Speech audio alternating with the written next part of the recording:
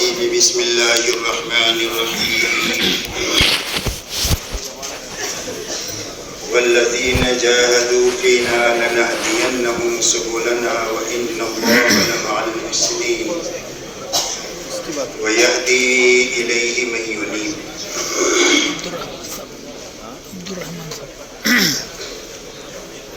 میرے محترم بزرگوں دوستو، اللہ کا اس بات پر بہت زیادہ شکر کرنا چاہیے کہ اللہ تعالیٰ نے ایک بڑا کام دے کر اس بڑے کام کے ساتھ ہم کو نسبت عطا فرمائی ہے. یہ شکر کی بات ہے، اور کام کا شکر یہ ہے کہ کام کو اچھی طرح سمجھ کر کام کے تقاضوں پر اپنی جانی مالی صلاحیت کو اللہ کو راضی کرنے کے لیے اور اپنی آخرت بنانے کے لیے لگانا چاہیے. بڑا کام اس لیے ہے کہ اللہ تعالیٰ نے ایک بڑا کام اپنے زمانے کے ایک بڑے آدمی سے لیا. مولانا الیاس صاحب رحمۃ اللہ علیہ ایک مرتبہ اپنے مجمع سے بات کیے. بات پوری کرنے کے بعد یہ فرمایا کہ وہ بھائی بات سمجھ میں آ گئی. مجمع نے کہا کہ سمجھ میں آ گئی. تو مولانا نے یہ فرمایا کہ سمجھ میں نہیں آئی ہے، سننے میں آئی ہے. اور سمجھ میں آنا اگر کس کو کہتے ہیں، اگر یہ سمجھنا ہے تو مسجد کے باہر چلے جاؤ اور دنیا داروں کو دیکھو جن کو دنیا سمجھ میں آئی ہوئی ہے.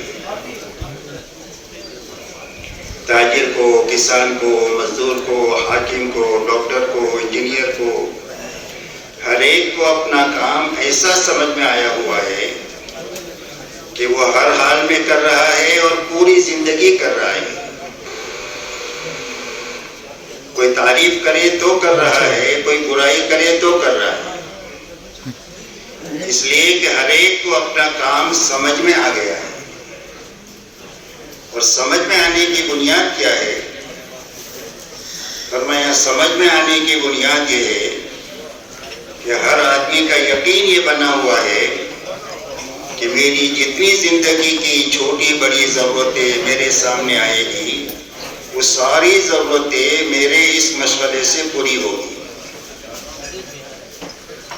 سوئی کا تقاضا آئے گا تو سوئی میرے اس مشغلے سے آئے گی.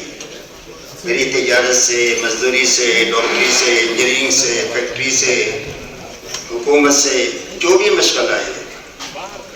اور بچے بڑے ہو جائے، ان کی شادی کے خرچ کا نظام اگر آیا، یا ان کے لیے مکان کی ضرورت پیش آئی یا گاڑی کی ضرورت پیش آئی، تو میری ساری ضرورتیں میرے اس مشغلے سے پوری ہوگی. فرمایا وہ یقین اس کی استقامت کا ذریعہ ہے. ہماری اس محنت میں زندگی پر چلتے رہنے کا سب سے بڑا سبب جو ہے کام پر یقین ہے. کہ سیرت کی روشنی میں یہ یقین آ جائے کہ ہمارے جتنے مسائل ہیں چھوٹے بڑے دنیا اور آخرت کے، اس مسائل کا حل اللہ نے اس محنت میں رکھا ہے. یہ بات کا سمجھ میں آنا زندگی پر کام پر استقامت کا سب سے بڑا ذریعہ ہے. اس لیے کہ مولانا الیاس صاحب رحمۃ اللہ علیہ فرماتے تھے کہ میں اس کام کو کار نبوت یقین کرتا ہوں. یہ بڑے آدمی کی کہی ہوئی بڑی بات ہے. مولانا علی میاں صاحب رحمۃ اللہ علیہ نے ایک کتاب لکھی ہے، مولانا الیاس صاحب اور ان کی دینی دعوت.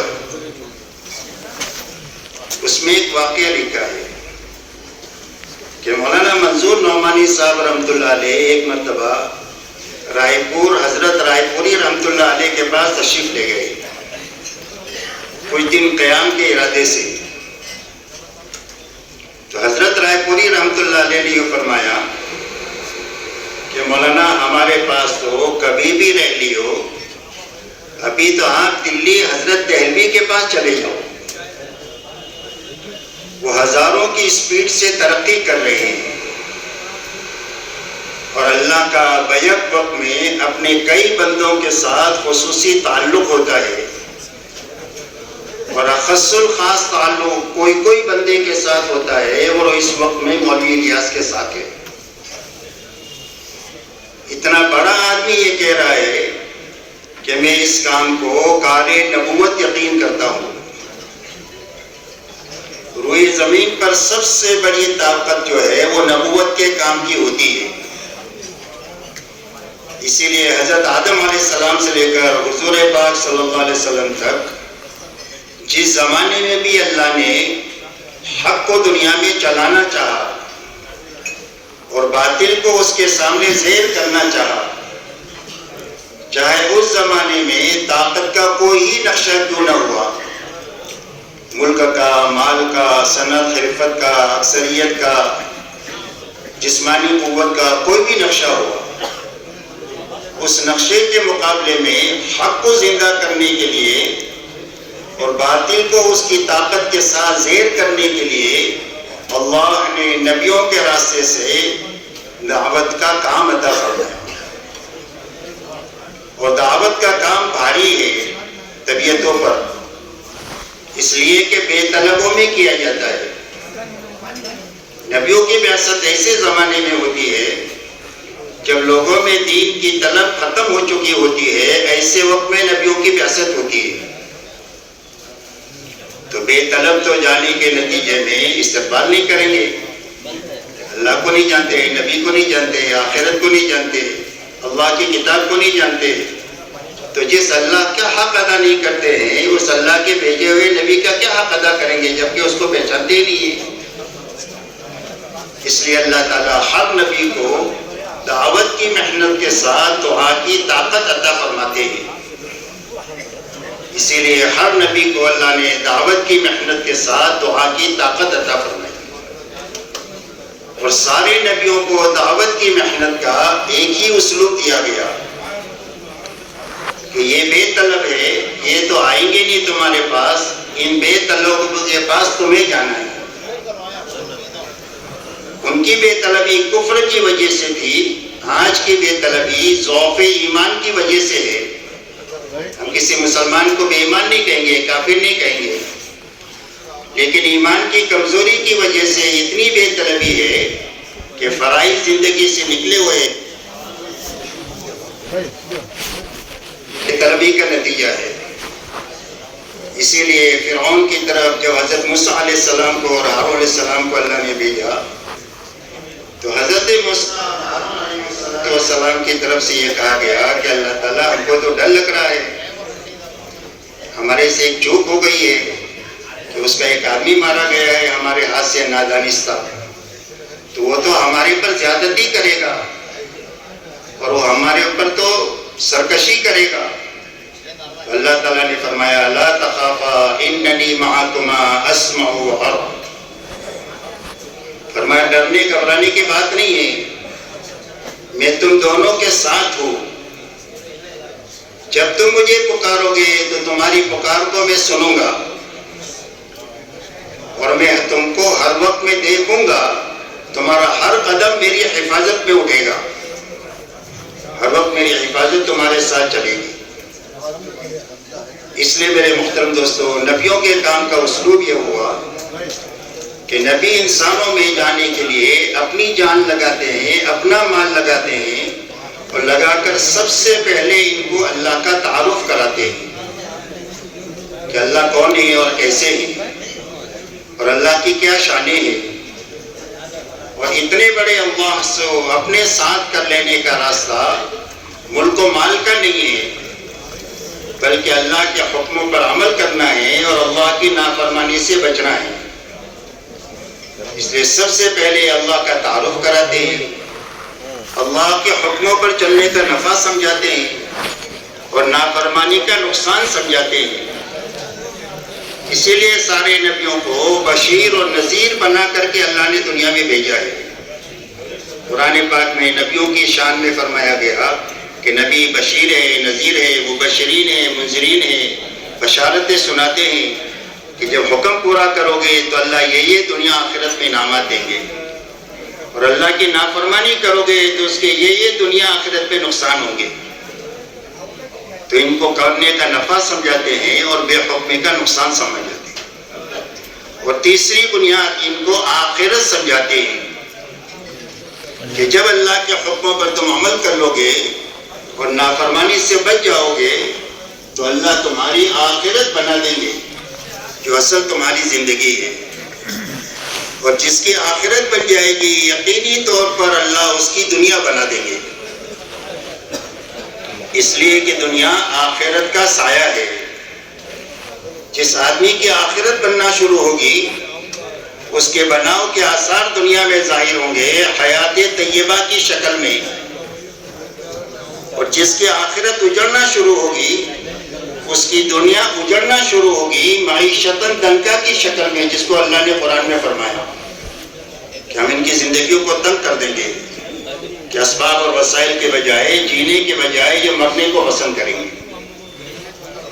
ان بنیادوں کو سمجھانے کے لیے اپنی تمام تر مہنگی سستی طاقت لگانے کے بعد اگر کوئی قبول کرے تو اس سے کچھ مانگتے نہیں،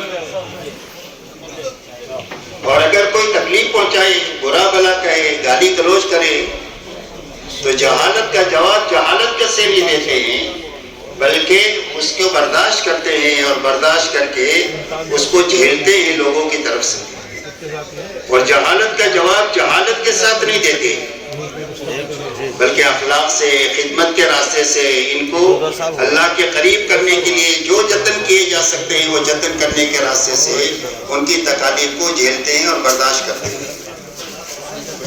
لیکن جب ان کا خرچ اور ان کا تحمل، یہ دو چیزیں ہیں، لگانا اور برداشت کرنا، محنت کی اس سطح تک پہنچ جاتا ہے جو اللہ کے علم میں حق کو زندہ کرنے کے لیے طے ہے۔ اللہ تعالیٰ نے ہر چیز کی ایک مقدار متعین ہے کہ سورج اتنے گھنٹے میں مشرق سے لے کر مغرب کی مسافت طے کرے گا، یہ ذالک تقدیر العزیز العلیم۔ بچہ 9 مہینے میں اپنی خلقت ماں کے پیٹ میں پوری کرے گا، یہ اللہ کی تقدیر ہے۔ یہ درخت 5 سال میں پھل دے گا، یہ اللہ کی تقدیر ہے۔ یہ کھیتی 4 مہینے میں تیار ہو جائے گی، یہ اللہ کی تقدیر ہے۔ ایسے ہی اللہ کی طرف سے محنت کی ایک مقدار متعین ہے، جب محنت وہاں پہنچ جاتی ہے تو پھر اللہ حق کے دنیا میں چلانے کا اور باطل کو زیر کرنے کا اللہ ارادہ فرما لیتے ہیں، اور اللہ حق کو چمکانے کے لیے اور باطل کو زیر کرنے کے لیے اپنی مخلوقات میں سے کسی ایک مخلوق کو استعمال کرتے ہیں، اس لیے کہ ساری مخلوقات اللہ کے لشکر ہے۔ وَمَا يَعْلَمُ جُنُودَ رَبِّكَ إِلَّا هُوَ، فرمایا تمہارے رب کے لشکروں کو تمہارے رب سے کے علاوہ کوئی جانتا نہیں ہے کہ کتنے لشکر ہے۔ مدد کرنے کے اللہ کی یہاں لامحدود اسباب ہے، اور پکڑنے کے اللہ کے پاس میں لامحدود اسباب ہے، اللہ ہی جانتے ہیں اور کوئی نہیں جانتا۔ نوح علیہ السلام کی محنت اپنی مقدار مطلوب تک پہنچ گئی تو اللہ نے پوری قوم کے اجاڑنے کا ارادہ فرما دیا، اور ایک چھوٹی سی دعا پر اتنا بڑا کام ہو گیا۔ یوں فرمایا، اے اللہ مجھ کو تو دبا دیا لوگوں نے، اب اس سے بدلہ لے لیجئے، رب انی مغلوب فانتصر۔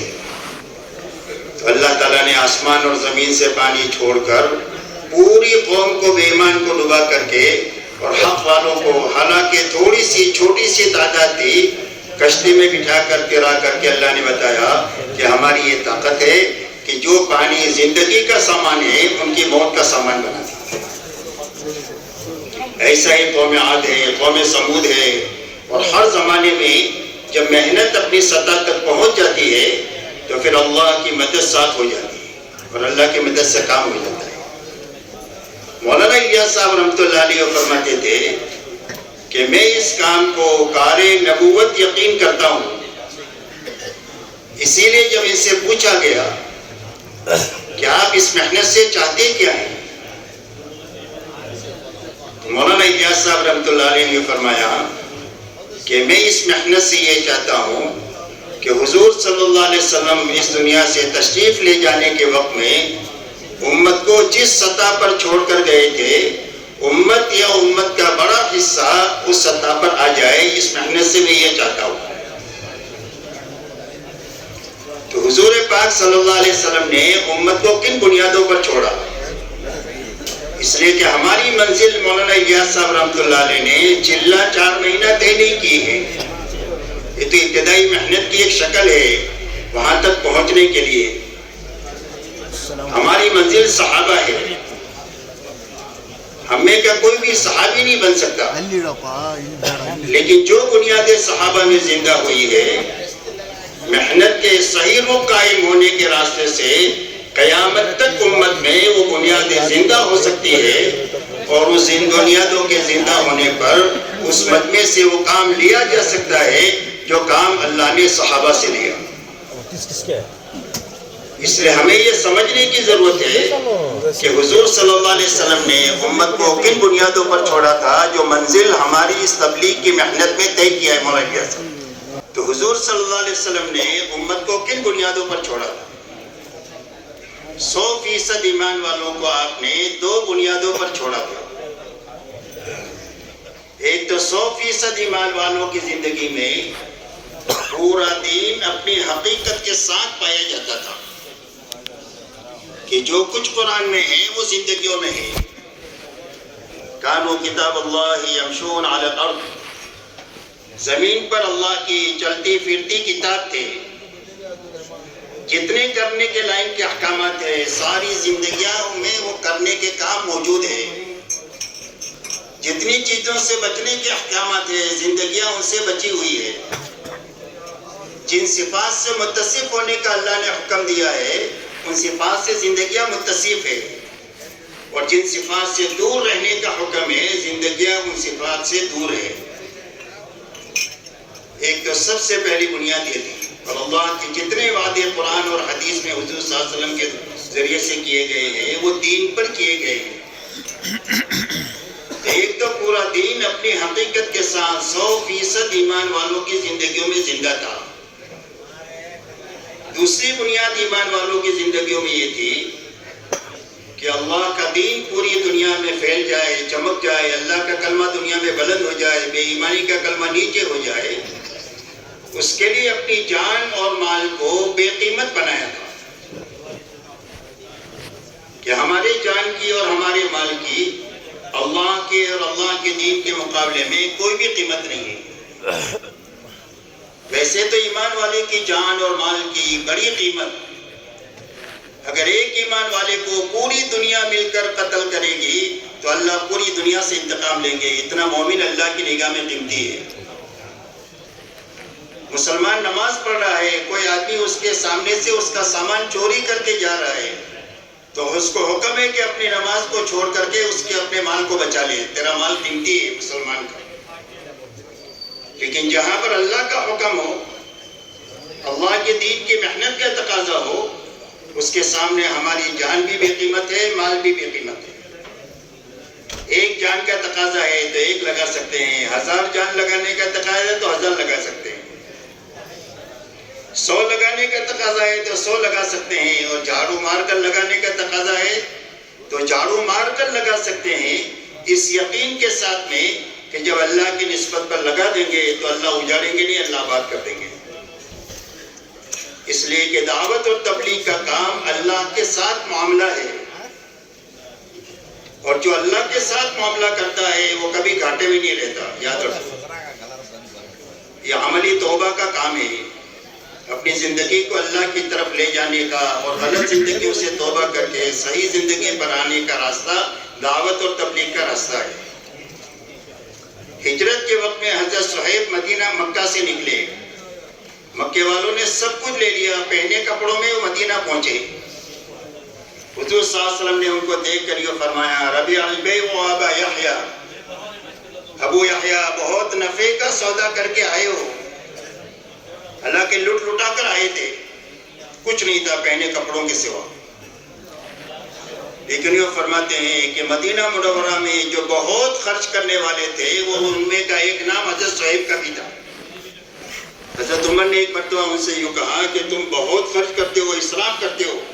فرمایا خیر کے کام میں اسراف نہیں ہوتا، میں خیر کے کام نہیں کرتا ہوں.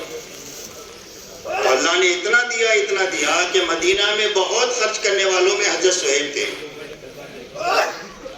اس لیے میرے محترم دوستو، ایک تو اپنی جان مال کو انہوں نے بے قیمت بنایا تھا کہ جتنا تقاضا ہے اتنا لگائیں گے.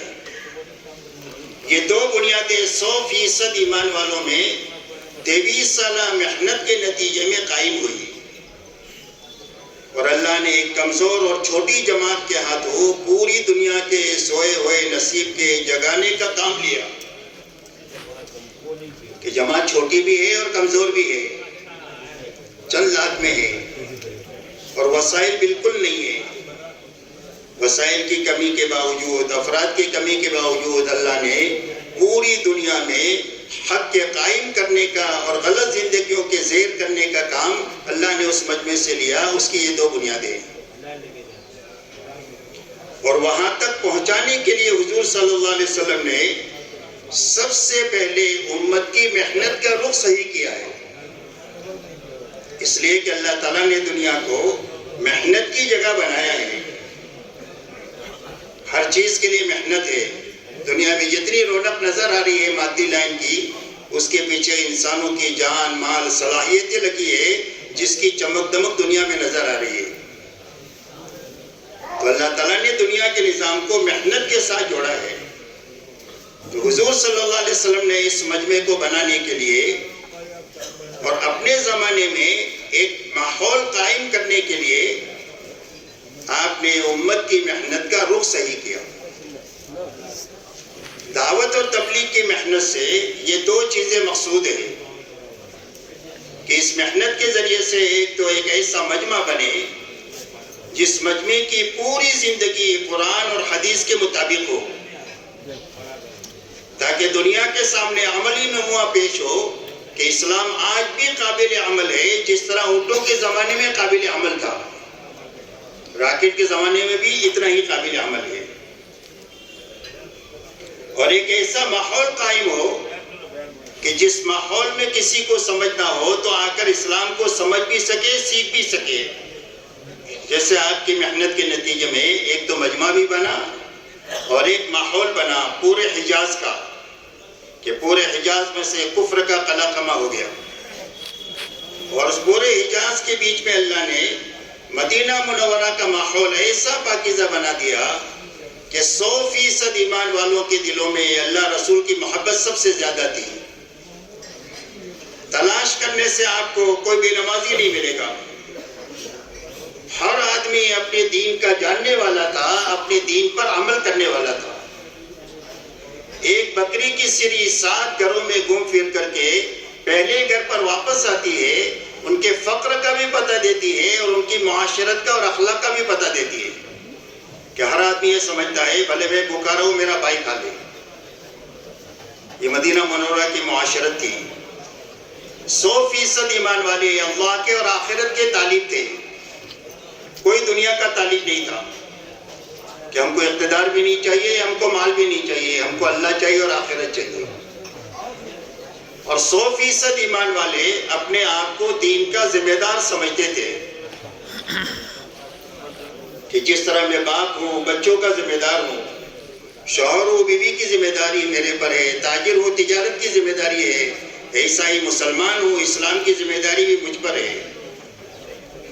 دنیا کی ذمہ داریوں کے پورا کرنے کے لیے جتنی جان کی، مال کی، وقت کی، صلاحیت کی ضرورت ہوتی ہے خوشی خوشی میں لگاتا ہوں. ایسا ہی اسلام کی ذمہ داری کو پورا کرنے کے لیے بھی جتنے مال کی، وقت کی، صلاحیت کی ضرورت ہوگی خوشی خوشی بغیر بوجھ کے لگاؤں گا، اپنی سعادت سمجھ کر کے لگاؤں گا. 100% ایمان والے اپنے آپ کو دین کا ذمہ دار سمجھتے تھے. اسی لیے آپ کے زمانے میں کام کی شکل یہ تھی کہ جب کوئی تقاضا آتا تھا تو مسجد میں نماز کے عنوان پر جمع ہو جاتا تھا مجمع، اور وہ تقاضا پیش کر دیتے. اب مجمع میں ایک مجمع وہ ہے کہ جس کے پاس سواری بھی ہے اور توشہ بھی ہے. دو مجمع تو اللہ کے راستے میں روانہ ہو گیا.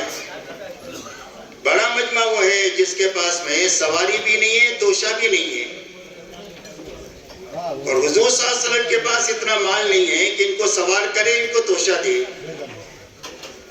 تو یہ رہ جانے والا مجمع اس حالت میں وہاں سے اپنے گھروں کو واپس لوٹا ہے کہ قرآن ان کے بارے میں یہ کہہ رہا ہے تولوا واعینہم تفیض من الدم، کہ اس حالت میں یہ واپس لوٹے ہیں کہ ان کی آنکھوں سے آنسو جاری ہے کہ کرنے کا کام آیا تھا، چلنے والے چلے گئے اور ہم رہ گئے. رہنے پر خوشی نہیں ہے، صدمہ ہے. حضور صلی اللہ علیہ وسلم یہ فرماتے ہیں کہ رونے والے ان جانے والوں کے ساتھ ہیں. جو اکرام اللہ ان جانے والوں کا کریں گے وہی اکرام ان رونے والوں کا کریں گے، اور جو اللہ ان جانے والوں کو نوازیں گے اللہ ان رونے والوں کو وہی نوازیں گے. اس لیے کہ اللہ کی نگاہ تو آدمی کے دل پر ہوتی ہے، اس کے دل کا کیا جذبہ ہے، اس جذبے پر اللہ کی طرف سے سارا معاملہ اس کے پر کیا جاتا ہے. اس لیے میرے محترم دوستو، مولانا الیاس صاحب رحمۃ اللہ علیہ نے اس محنت کی یہ منزل طے کیا ہے کہ اس محنت کے ذریعے سے کیا ہونا چاہیے کہ دنیا میں ایک مجمع بننا چاہیے کہ جس کی زندگی میں پورا دین اپنی حقیقت کے ساتھ ہو اور محنت کی وہ شکل زندگیوں میں قائم ہو جائے جو شکل اللہ کو پسند ہے. تو وہاں تک پہنچانے کے لیے حضور صلی اللہ علیہ وسلم نے امت کی محنت کا رخ صحیح کیا. تو محنت کا صحیح رخ ہی ہماری منزل ہے کہ تدریجی طور پر آہستہ آہستہ ہم کو وہاں تک جانا ہے. تو محنت کی کیا شکل آپ نے قائم فرمائی؟ آپ نے محنت کی یہ شکل قائم فرمائی کہ جو دعوت کے راستے سے ایمان میں آئے وہ اپنی جان مال ایمان کی دعوت پر، ایمان کے سیکھنے پر، ایمان کے پھیلانے پر اتنی جان مال لگائے جتنا دعوت کا تقاضا ہے. کتنی لگاوے؟ جان مال کتنی لگائے کہ وہ جاگ رہے سو رہے. صبح میں 2 کام کرنے پڑتے ہیں، ایک بیان کرنا پڑتا ہے، ایک جگاتے رہنا پڑتا ہے کہ وہ جگانا نہیں پڑے گا نا. اور تھوڑا اونچی جگہ پر مشورے سے مجھے بٹھایا ہے تو مجھے نظر آتا ہے کون جاگ رہا ہے کون سو رہا ہے. اس کے لیے مہربانی کر کے سونا نہیں، ضروری باتیں یہ، اور تھوڑے سے وقت میں یہ باتیں وہ اللہ تعالیٰ ہم سب کو کہلا دے، سنا دے، اس پر عمل کرا دے. تو اس کے لیے پورے دھیان اور توجہ سے پوری بات کو سننا ہے اور عمل کی نیت سے سننا ہے. تو اللہ کی طرف سے عمل کی توفیق مل جائے گی، چاہے جی چاہے نہ چاہے ہر حال میں عمل کرا دیں گے اللہ عمل کی نیت کی برکت سے. اس لیے سب سے پہلا مصرف امت کے لیے طے کیا کہ ہر ایمان والا اپنی جان مال ایمان کے سیکھنے پر، ایمان کے پھیلانے پر یعنی دعوت اللہ پر لگائے، اور اتنی لگائے جتنا دعوت کا تقاضا ہے. اپنے گھر کاروباروں میں ہم کتنے لگتے لگاتے ہیں کہ وہ کتنے لگتے لگاتے ہیں؟ جتنا تقاضا ہے اتنا لگتے لگاتے ہیں تو سارے تقاضے پورے ہو جاتے ہیں. تو دعوت پر آپ نے ایمان والوں کی جان مال اتنی لگوائی جتنا دعوت کا تقاضا تھا. اسی لیے آپ کے زمانے میں تقاضے کی تشکیل تھی. آپ کے زمانے میں تشکیل کیا تھی؟ تقاضے کی. جتنا تقاضا ہے اتنی تشکیل ہے، اتنی جان لگانی ہے، اتنا مال لگانا ہے. دوسرا مصرف اس امت کے لیے طے فرمایا کہ اپنی جان مال عبادت پر لگائیں جتنا عبادت کا تقاضا ہے، تاکہ عبادت میں حقیقت پیدا ہو جائے اور عبادت امت میں زندہ ہو جائے. یہ دوسرا مصرف امت کے لیے طے فرمایا. اس لیے حیات الصحابہ میں ہم دیکھیں گے تو ہم کو محنت کی یہ شکل ملے گی کہ جان مال عبادت پر اتنی لگے جتنا عبادت کا تقاضا ہے، تاکہ عبادت میں حقیقت پیدا ہو جائے. اس لیے کہ اللہ سے لینے کا راستہ عبادت کا ہے. ایاک نعبد و ایاک نستعین، اے اللہ آپ ہی کی عبادت کریں گے، آپ ہی سے مدد لیں گے. اللہ کی مدد عبادت کے ساتھ آ جائے گی، عبادت بن جائے گی. تو تیسرا مصرف اس امت کے لیے طے کیا کہ ہر ایمان والا اپنی جان مال اللہ کی مخلوق کو راحت پہنچانے پر لگائے، یعنی اخلاق پر لگائے کہ اللہ کے مخلوق کو ہماری جان مال سے راحت پہنچے، ان کا بوجھ ہلکا ہو، ان کی ضرورتیں پوری ہو، اس میں اپنی جان مال لگے. کتنا لگائے؟ فرمایا جتنا اخلاق کا تقاضا ہے اتنا لگائے. آپ نے محنت کا یہ رخ امت میں قائم فرمایا. صحابہ کی زندگی میں ہم کو محنت کا یہ رخ ملے گا. چوتھی لگانے کی جگہ اپنی اور اپنے متعلقین کی ضرورتیں ہیں، اور ہر انسان کی 5 ضرورتیں ہیں: کھانا ہے، کپڑا ہے، مکان ہے، سواری اور شادی ہے. ان ضرورتوں کے حاصل کرنے میں بھی لگنا ہے اور اس کے پورے کرنے میں بھی لگنا ہے، لیکن بقدر ضرورت لگنا ہے، اسراف سے بچ کر لگنا ہے۔ یہ قید ہے دو، بقدر ضرورت لگنا ہے اور اسراف سے بچ کر کے لگنا ہے۔ صحابہ نے تو اپنی ضرورتوں تک کو قربان کیا ہے، لیکن محنت کا یہ رخ آپ نے امت میں قائم فرمایا، جس محنت کے راستے سے مجمع بھی بن گیا اور ماحول بھی بن گیا۔ اور اتنی بڑی جہالت اور گمراہی جو 600 سال کی تھی، پونے 600 سال کی، حضرت عیسیٰ علیہ السلام اور حضور صلی اللہ علیہ وسلم کے بیچ میں پونے 600 سال کا زمانہ ہے جس میں کوئی نبی نہیں آئے، تو جہالت آخری درجے کی اور گمراہی آخری درجے کی۔ اور یہ اتنی بڑی جہالت، اتنے لمبے زمانے کی جہالت اور گمراہی صرف 23 سال میں ختم ہو گئی ہے۔ کار نبوت کا یہ کارنامہ ہے، اور یہ کار نبوت کی طاقت ہے کہ صدیوں میں جو نقصان ہوا ہے اس کی تلافی سالوں اور مہینوں میں ہو جائے گی۔ اللہ نے اتنی طاقت کار نبوت میں رکھی ہے۔ اس لیے میرے محترم دوستو، اللہ تعالیٰ نے ایک بڑا کام دیا ہے جس کو مولانا الیاس صاحب رحمۃ اللہ علیہ فرماتے تھے کہ میں اس کام کو کار نبوت یقین کرتا ہوں۔ اسی لیے اس کی منزل صحابہ کو طے کیا کہ اگر یہ محنت صحیح طریقے سے ہو گئی تو اس کے اثرات دنیا پر یہ مرتب ہوں گے کہ مجمع بھی بن جائے گا، ماحول بھی بن جائے گا۔ اور جب یہ دونوں چیزیں بن جائے گی تو امت کے لیے بھی اس کی طرف آنا آسان ہو جائے گا اور انسانیت کا بھی اس کی طرف آنا آسان ہو جائے گا۔ اسی لیے مولانا الیاس صاحب کے کسی ملفوظ میں ہے کہ اگر کام کا صحیح رخ چلا تو آنے والی صدیوں میں انسانیت کی ہدایت کا راز اس محنت میں چھپا ہوا ہے۔ اگر محنت کا صحیح رخ ہوا تو آنے والی صدیوں میں انسانیت کی ہدایت کا راز اس محنت میں چھپا ہوا ہے۔ اس لیے میرے دوستو، یہ ایک بڑا کام ہے جو اللہ نے عطا فرمایا۔ اب اس بڑے کام کو سمجھنا ہے اور سمجھ کر کے اس کو زندگی بھر کرنا ہے، اس لیے کہ یہ محنت 4 مہینے چلنے کی نہیں ہے بلکہ پوری زندگی کرنے کی یہ محنت ہے۔ اس لیے کہ حضور صلی اللہ علیہ وسلم نے پوری امت کو ان محنت کا رخ صحیح کرنے کے لیے محنت کی 2 بنیادوں پر اٹھایا ہے، ایک نقل و حرکت پر اٹھایا ہے اور ایک نصرت پر، مقامی محنت پر اٹھایا ہے۔ اور 2 ہی جماعتیں بنائی ہے، تیسری کوئی جماعت نہیں ہے، یا تو مہاجرین ہے یا انصار ہے۔ مولانا الیاس صاحب رحمۃ اللہ علیہ فرماتے تھے کہ ایک آدمی نقل و حرکت میں بھی نہیں ہے اور ایک آدمی مقامی محنت میں بھی نہیں ہے تو کیسا مسلمان ہے؟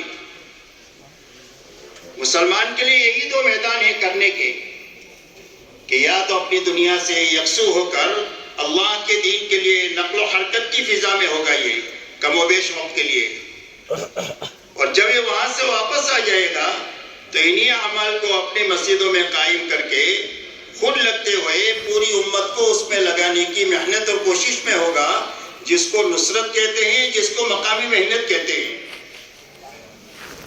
اور آپ کی 2 ہی جماعتیں مہاجرین اور انصار ہیں، اور اللہ نے قرآن پاک میں فرمایا والسابقون الاولون من المہاجرین والانصار والذین اتبعوهم بإحسان رضی اللہ عنہ ورضوا عنہ۔ فرمایا سابقین اولین مہاجرین اور انصار میں کے، اور جو ان کے پیچھے پیچھے چلا اخلاص کے ساتھ میں اور اللہ کی رضا کو حاصل کرنے کے لیے اور آخرت بنانے کے لیے، فرمایا اللہ ان سے بھی راضی ہو گیا۔ تو اللہ کی رضا کا راستہ کیا ہے؟ مہاجرین اور انصار کے پیچھے پیچھے چلنا ہے۔ اسی لیے ہماری اس محنت کے بھی 2 رخ ہے، ایک نقل و حرکت ہے، ایک مقامی محنت ہے۔ نقل و حرکت کا زمانہ تھوڑا ہے، مقام پر رہنے کا زمانہ زیادہ ہے۔ اب پوری زندگی محنت پر لگنے کے لیے اور لگے رہنے کے لیے سب سے پہلی اس محنت میں جو بنیاد ہے وہ نقل و حرکت کو صحیح کرنا ہے۔ اس کو صحیح کرنا ہے، نقل و حرکت کو صحیح کرنا ہے، اس لیے کہ آدمی کے بننے کی جگہ نقل و حرکت ہے۔ جیسے روٹی تندور میں پکتی ہے، اگر کچی نکل جائے تو کہ بھئی باہر پکے گی، اگر تندور میں جل جائے تو باہر صحیح ہوگی، باہر صحیح نہیں ہوگی، اس کے بننے کی جگہ تندور ہے۔ ایسا ہی اس میں امت کے بننے کی جگہ نقل و حرکت ہے۔ اسی لیے نقل و حرکت کے لیے اس محنت میں 4 مہینہ طے کیا گیا۔ پہلی سیڑھی کہ ہر ایمان والا اپنا 4 مہینہ ایسا اچھا لگائے کہ وقت بھی پورا ہو، سارے اعمال بھی پورا ہو، کہ جس کے نتیجے میں اس کے دل کا رخ بھی صحیح ہو جائے، اس کا فکر بھی صحیح ہو جائے۔ کیا ہو جائے بھائی؟ ایک تو دل کا رخ صحیح ہو جائے، اس لیے کہ زندگیوں میں دین جو آئے گا وہ دل کے بننے کے راستے سے آئے گا۔ تو دل کا بننا کیا ہے؟ دل کا بننا یہ ہے کہ دل کا رخ اللہ کی طرف ہو جائے، اللہ سے محبت ہو جائے، اللہ سے اللہ کا ڈر لگے ناراضگی کا، اللہ کا یقین پیدا ہو جائے کہ اللہ کے مقابلے میں ساری مخلوق ہیچ نظر آئی۔ اس لیے کہ دنیا کا ہر انسان 8 چیزوں کے بیچ میں رہتا ہے، جس کو اللہ نے قرآن پاک میں اس آیت میں بیان کیا ہے، قُلْ إِنْ كَانَ آبَاؤُكُمْ والی آیت میں، کہ اگر تمہارے باپ، بیٹے، بھائی، بیوی، برادری، تجارت، مکانت اور مال، اگر یہ تم کو زیادہ پسند ہے اللہ سے اور اللہ کے رسول سے اور اللہ کے دین کے کام سے، تو پھر اللہ کے عذاب کا انتظار کرو، اور اللہ فاسق قوم کو کبھی منزل مقصود تک نہیں پہنچاتے۔ اس لیے فسق سے نکلنے کا راستہ یہ ہے کہ سب سے پہلے دلوں کا رخ اللہ کی طرف ہو جائے، اور ہمارے دلوں کا رخ اللہ کے حکموں کی طرف ہو جائے، کہ مال کے بڑے بڑے نقشوں کو ہم توڑ سکتے ہیں اور اقتدار کے بڑے بڑے نقشوں کو توڑ سکتے ہیں، اللہ کے حکم کو نہیں توڑ سکتے۔ اللہ بڑے، اللہ کا حکم بڑا۔ تو دلوں کا رخ اللہ کے حکموں کی طرف ہو جائے، اور دلوں کا رخ آخرت کی طرف ہو جائے، کہ دنیا کے نفع نقصان کو ہم برداشت کر سکتے ہیں، آخرت کے نقصان کو برداشت نہیں کر سکتے۔ ہماری آخرت کا نقصان نہیں ہونا چاہیے، اس لیے کہ زندگی میں دین جو آئے گا وہ دل کے بننے کے راستے سے آئے گا۔ اس لیے سب سے پہلے اس محنت میں اپنے دل کا رخ صحیح کرنے کی یہ محنت ہے۔ تو دل کا رخ صحیح کب ہوگا؟ جب آدمی نکلنے کے زمانے کو صحیح طریقے سے گزارے گا، اور ہمارے اس نکلنے کے زمانے میں صحیح وقت گزارنے کی شکل جو ہے وہ صرف سمجھائش ہے۔ ہمارے پاس میں کام کی حفاظت کے لیے، کام کی ترقی کے لیے، کام کی نہج اور اس کو روح کو باقی رکھنے کے لیے کوئی دوسری طاقت ہی نہیں ہے سوائے سمجھانے کے، کہ بھئی اچھا کام کرو گے تو ایوارڈ ملے گا، انعام ملے گا، کام اچھا نہیں کرو گے تو جرمانہ دینا پڑے گا۔ کہ ایسی کوئی ترتیب ہے؟ صرف سمجھائش ہے کہ ہر نکلنے والی جماعت چاہے 3 دن کی ہو، چاہے چلے کی ہو، چاہے 4 مہینے کی ہو، چاہے مردوں کی ہو، چاہے مستورات کی ہو، چاہے اندرون کی ہو، چاہے بیرون کی ہو، الحمدللہ اللہ تعالیٰ نے اس کو وجود دے دیا، نقل و حرکت کو۔ اور کارگزاری میں آپ نے سنا کہ تقریباً سینکڑوں جماعتیں سال میں 4 مہینے کی اپنے یہاں ملک میں نکلتی ہے، کہ بھئی کارگزاری میں آئے نا، تقریباً 1450 سے 1500 جماعتیں سال میں 4 مہینے کی نکلتی ہے۔ تقریباً 250 سے زیادہ مستورات کی اور مردوں کی جماعتیں بیرون جاتی ہیں سال بھر میں۔ تقریباً 11,000 کے قریب جماعتیں چلے کی نکلتی ہیں۔ 11,000 جماعتیں تھوڑی ہے، بہت جماعتیں ہیں۔ ہر مہینے میں 11-12,000 جماعتیں 3 دن کی نکلتی ہیں۔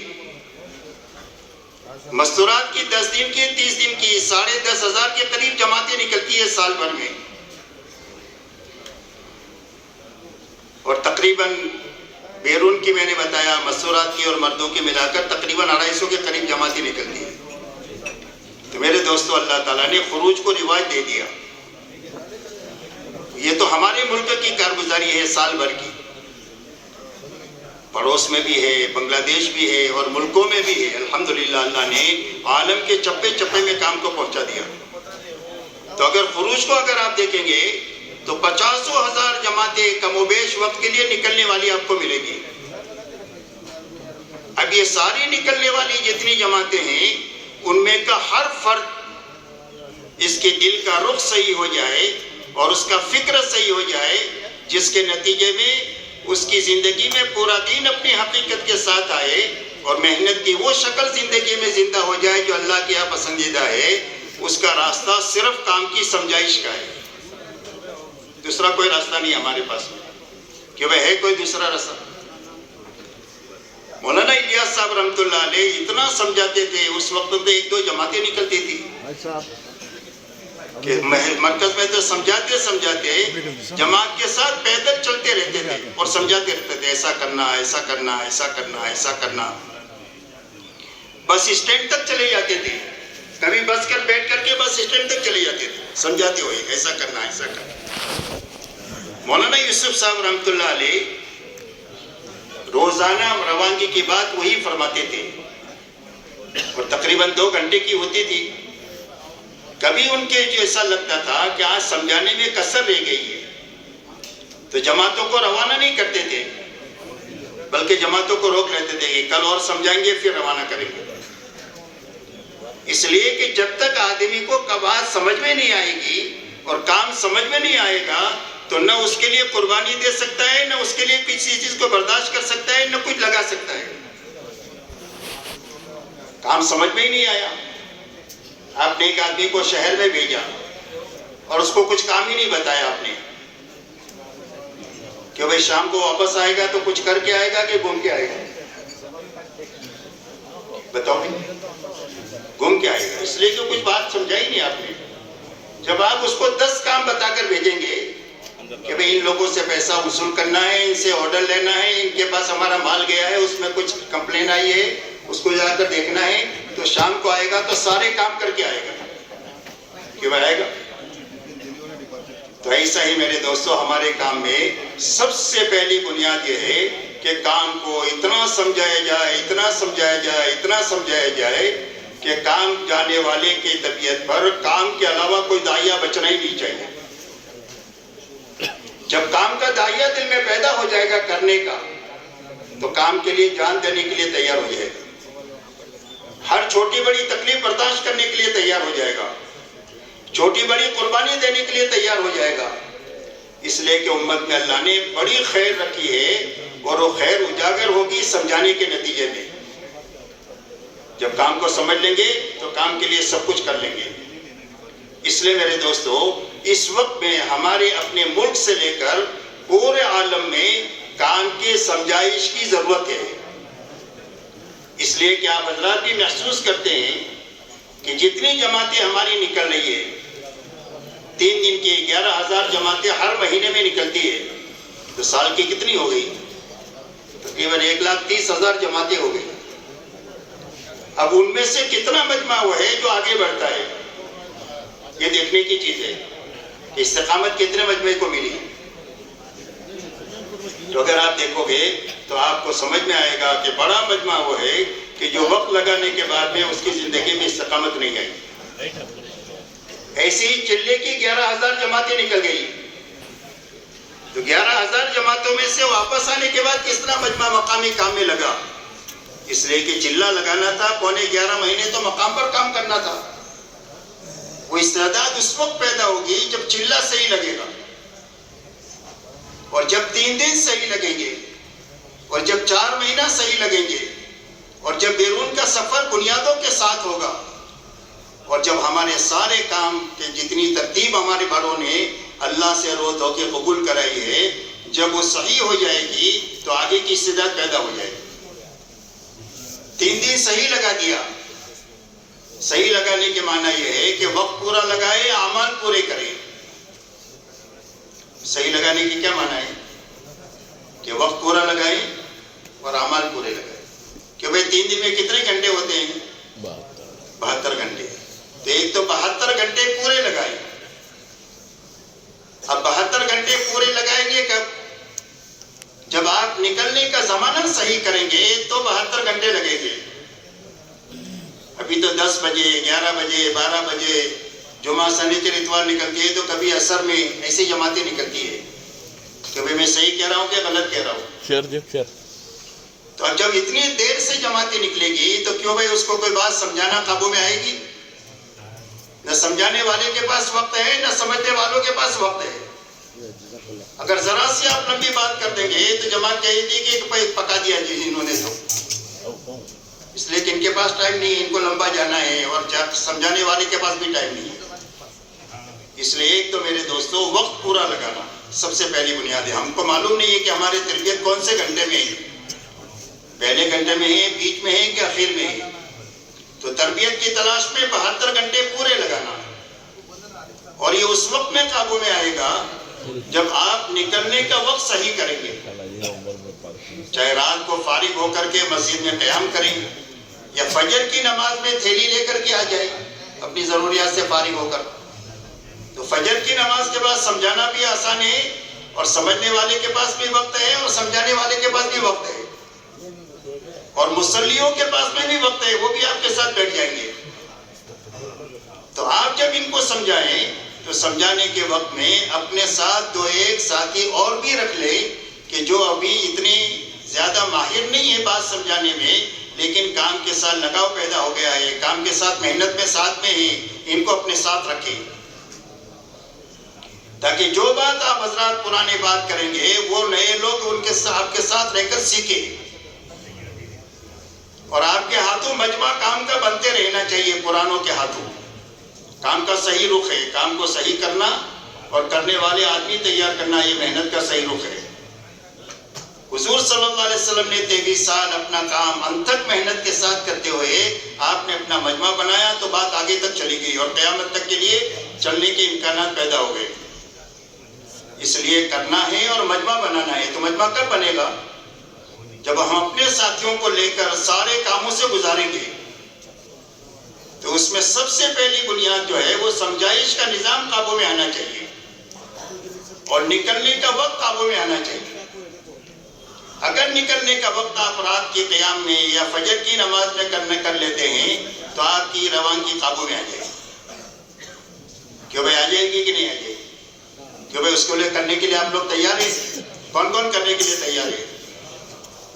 اپنی تشکیل کے وقت میں ہی آپ اپنے ساتھیوں کو یہ بات بتائیں کہ بھئی 3 دن جانا ہے، 72 گھنٹے لگانا ہے، اور نکلنے کا نظام یہ ہے کہ آپ کو فجر میں تھیلی لے کر کے تیار ہو کر آنا ہے، نہا دھو کر، پھر واپس جانے کا موقع نہیں ہوگا.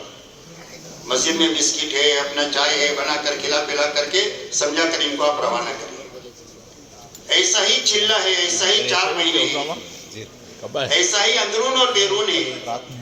ہماری ساری محنت کا تعلق جو ہے وہ سمجھانے کے ساتھ ہے. سب سے پہلے سمجھانے کا نظام قابو میں آنا چاہیے کہ وہ سارے لوگ اس کو اپنے قابو میں لائیں گے انشاءاللہ. دیکھو آج تو جماعتیں 3 دن کی، اور سب سے بڑی طاقت 3 دن کی ہے. اور آدمی تبلیغ میں جو آتا ہے تقریباً آنے والے لوگ 3 دن کے راستے سے آتے ہیں. اگر اس کا 3 دن صحیح لگ گیا، وقت پورا لگ گیا اور اعمال پورے ہو گئے، 3 دن میں کرنے کے سارے کام اس کے ہو گئے، بچنے کی چیزوں سے بچنا ہو گیا، تو اللہ تعالیٰ اس کو 3 دن میں توبہ نصیب فرمائیں گے. اس کام کا پہلا انعام کل بھی مولانا نے فرمایا مغفرت ہے. جب آدمی قدم اٹھائے گا تو اللہ سب سے پہلے گناہ معاف کریں گے. اور دوسرا انعام یہ ہے کہ جب یہ اپنا وقت پورا لگانے کا فیصلہ کرے گا اور صحیح وقت لگانا شروع کرے گا تو اللہ سب سے پہلے اس کو توبہ عطا فرمائیں گے. کیا عطا فرمائیں گے؟ توبہ. کہ معصیت میں آیا ہے تو معصیت والی زندگی سے توبہ نصیب فرمائیں گے. اور اگر طاعت کے راستے سے آیا ہے تو اللہ انابت عطا فرمائیں گے. کیا عطا فرمائیں گے؟ انابت ہدایت کا یقینی سبب ہے. اللہ نے قرآن میں فرمایا کہ اللہ اس کو ہدایت دیں گے جو اللہ کی طرف رجوع کرے. تو طاعت کے راستے سے آیا ہے محنت میں تو اللہ اس کو انابت دیں گے. معصیت کے راستے سے آیا ہے تو اللہ اس کو توبہ دیں گے. اتنا طاقتور عمل ہے. ایک دن میں اللہ توبہ عطا فرما دیں گے، ایک دن صحیح لگا دے تو. مجھے معلوم ہے ہمارے شہروں میں پہلی جماعت جب آئی ہے تو ایک دن کی جماعت نکلا کرتی تھی. اتوار کے دن صبح نکلتی تھی، شام کو واپس آتی تھی. اور وہ ایک دن اتنا اچھا لگاتے تھے کہ شام کو سارے روتے ہوئے واپس آتے تھے ایک دن میں. اتنی طاقتور محنت ہے کہ ایک دن میں اللہ توبہ نصیب فرماتے ہیں. اور توبہ سب سے بڑی نیکی ہے کہ پچھلی معاف ہو کر آئندہ صحیح رخ زندگی کا قائم ہونے کے لیے راستہ ہے توبہ کا کہ پچھلی سے توبہ کرے، آئندہ کے لیے صحیح عزم کرے. اس لیے میرے محترم دوستو، سب سے پہلی بنیاد جو ہے وہ سمجھائش ہے. اب سمجھانے میں کیا کیا باتیں سمجھانی ہے؟ آپ تو پرانے ہیں، پھر بھی مذاکرہ ہے ہمارا تو، اس لیے کہ آدمی کی طبیعت میں بھولنا ہے. آدمی کی طبیعت میں کیا ہے؟ آدمی بھول جاتا ہے، پرانے سے پرانا آدمی بھول جاتا ہے. اس لیے بار بار یاد دہانی کی ضرورت ہوتی ہے، اور بار بار مذاکرے کی ضرورت ہوتی ہے، بار بار یاد دلانے کی ضرورت ہوتی ہے. اور اللہ نے فرمایا یاد دلایا کرو، یاد دلانا ایمان والوں کو نفع دے گا. یہ آپس کا مذاکرہ ہے. حالانکہ آپ حضرات اچھی طرح جانتے ہیں کہ کیا کہنا ہے، لیکن آپس میں مذاکرہ کریں گے تو بات تازہ ہو جائے گی. اب اس میں میرے دوستوں جو باتیں سمجھانی کی ہے، اس میں سب سے پہلی بات تو 6 نمبر سمجھانے ہیں. ہمارا کام کیا ہے؟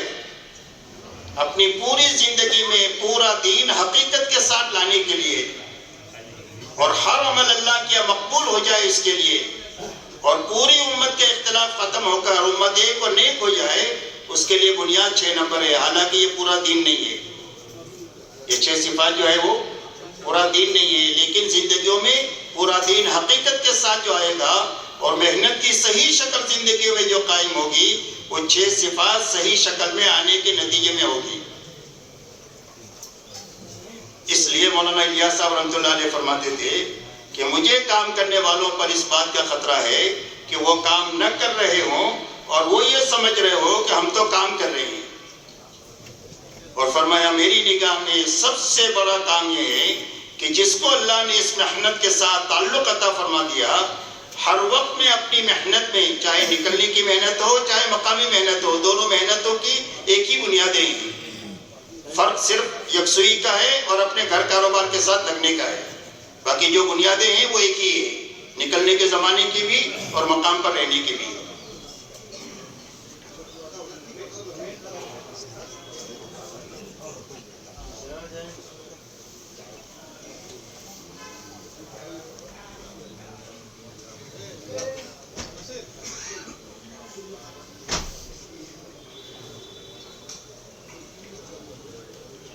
اس لیے میرے محترم دوستوں فرمایا کہ مجھے خطرہ یہ ہے کہ کام نہ کر رہے ہو اور یہ سمجھ رہے ہو کہ ہم تو کام کر رہے ہیں. تو فرمایا میری نگاہ میں کام یہ ہے کہ جس کو اللہ نے اس محنت میں لگا دیا، ہر وقت میں اس فکر میں، اس محنت میں، اس دعا کے ساتھ رہے کہ اللہ تعالیٰ یہ 6 صفات کی حقیقت مجھے عطا فرما دے اور یہ 6 صفات امت میں زندہ ہو جائے. اگر یہ 6 صفات زندگیوں میں حقیقت کے ساتھ آ جاتے ہیں تو دین پر چلنے کی طاقت بھی پیدا ہو جائے گی، محنت کی صحیح شکل بھی قائم ہو جائے گی. دونوں چیزوں کی رعایت 6 نمبر میں. 6 نمبر اسی لیے محنت کو صحیح کرنے کے لیے، اور 5 نمبر زندگیوں میں دین پر لانے کی استعداد پیدا کرنے کے لیے. اس لیے سب سے پہلے 6 نمبر کی محنت سمجھانی ہے کہ ہر نکلنے والا آدمی اپنی زندگی میں 3 دن میں محنت کرے کہ یہ 6 صفات میری زندگی میں لانے کے لیے میں کیا کر سکتا ہوں. ایک تو اس کی مشق سمجھانی ہے، ایک اس کی دعوت سمجھانی ہے، اور ایک اللہ کے سامنے راہوزاری اور دعا سمجھانی ہے کہ ہر نکلنے والا آدمی 6 نمبر کو اپنی زندگی میں لانے کی محنت کرتے ہوئے، محنت بھی کر رہا ہو، مشق بھی کر رہا ہو، دعا بھی اللہ سے مانگ رہا ہو، امت کو دعوت بھی دے رہا ہو. سب سے پہلا کام یہی.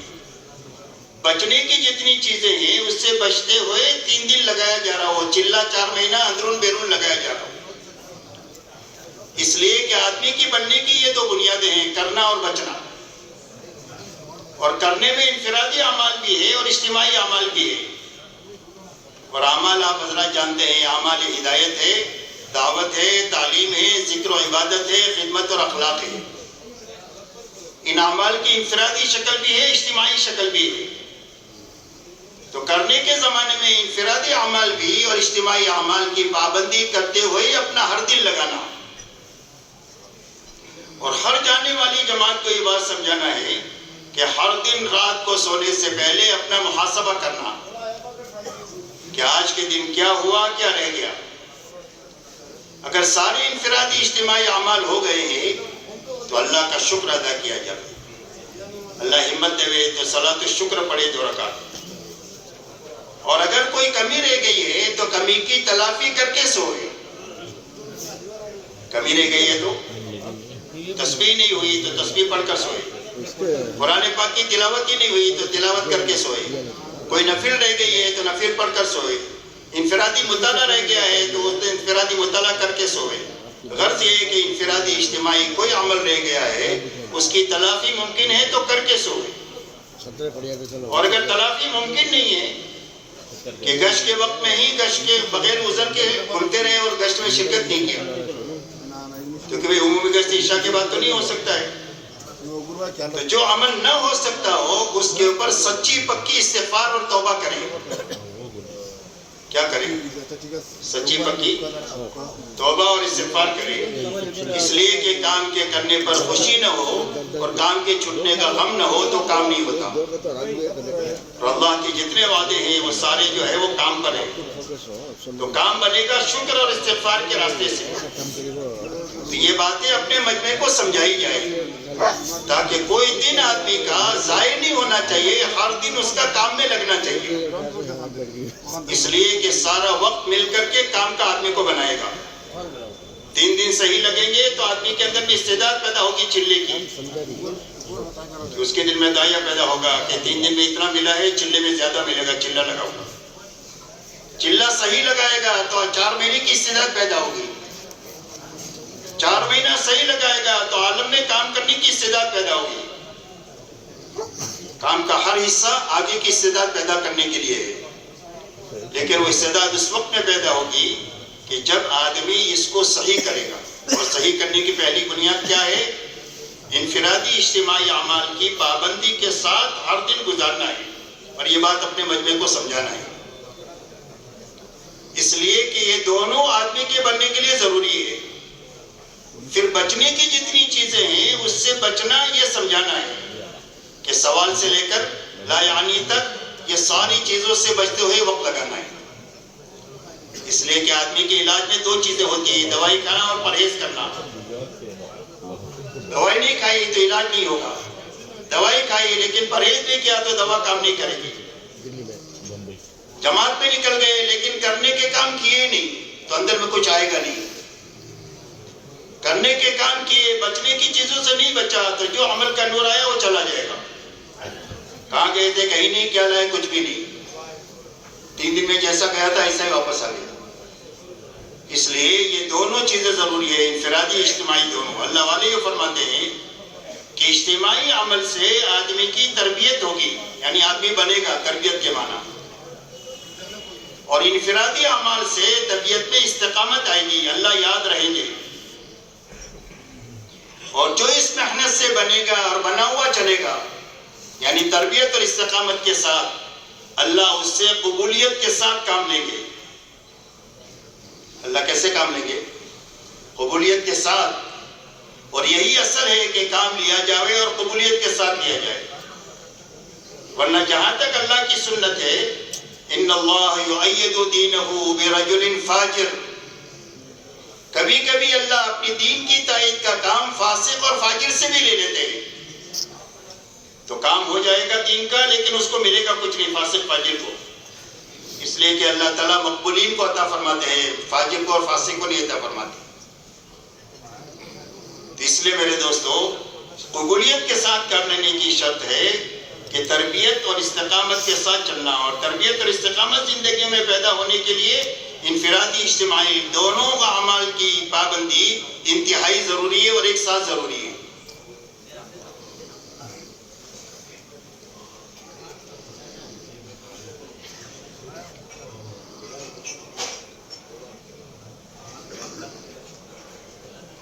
آپ نے واقعہ سنا ہوگا کتابوں میں کہ میدان احد میں ایک عثمان نامی آدمی نے بڑا کام کیا کہ اکیلے نے 10 آدمیوں کو قتل کیا. تو پورے میدان میں واہ واہ ہو گئے. حضور صلی اللہ علیہ وسلم کو اطلاع ہوئی تو آپ نے فرمایا کہ وہ تو جہنمی ہے. اتنا بڑا کام کرنے کے بعد فرمایا وہ جہنمی ہے. اور اس کو ایک زخم لگا اور اس سے برداشت نہیں ہوا اور اس نے اپنے خنجر پیٹ میں گھونپ کر حرام موت مر کر جہنم میں چلا گیا۔ اس لیے میرے دوستو اللہ ہم سے کام لے اور قبولیت کے ساتھ لے۔ اس کے لیے شرط ہے تربیت اور استقامت کہ آدمی اس محنت سے بنے اور بنا ہوا چلے۔ تو اس کے لیے کیا ہے کہ انفرادی اجتماعی اعمال کی دونوں کی پابندی کے ساتھ چلنا۔ بچنے کی چیزیں جتنی ہیں سوال سے لے کر لا یعنی تک ان ساری چیزوں سے بچتے ہوئے چلنا۔ 6 نمبر کی مشق میں آپ حضرات جانتے ہیں کہ بھئی کیا ہے کہ بھی کلمہ بنانے کی محنت میں لگنا ہے، نماز کے اندر میں یقین پیدا ہو جاوے، احتساب پیدا ہو جاوے، علم آ جاوے، دھیان آ جاوے، اخلاص آ جاوے۔ اس کی محنت کرنا ہے کہ ہماری نماز بن جاوے، ہماری زندگی علم کی روشنی میں آ جائے، جہالت سے ہم نکل جائے، اور اللہ ہم کو یاد ہو جاوے کہ ہر حال میں ہم کو یہ دھیان رہے کہ اللہ سمیع ہے، بصیر ہے، قدیر ہے، خبیر ہے۔ وہ جانتے ہیں، دیکھ رہے ہیں، سن رہے ہیں، انعامات بھی دے سکتے ہیں، پکڑ بھی کر سکتے ہیں۔ یہ دھیان نصیب کرنے کے لیے تلاوت ہے، تسبیحات کا اہتمام ہے، اذکار مسنونہ کا اہتمام ہے، دعاؤں کی کثرت کرنا ہے تاکہ اللہ یاد ہو جائے۔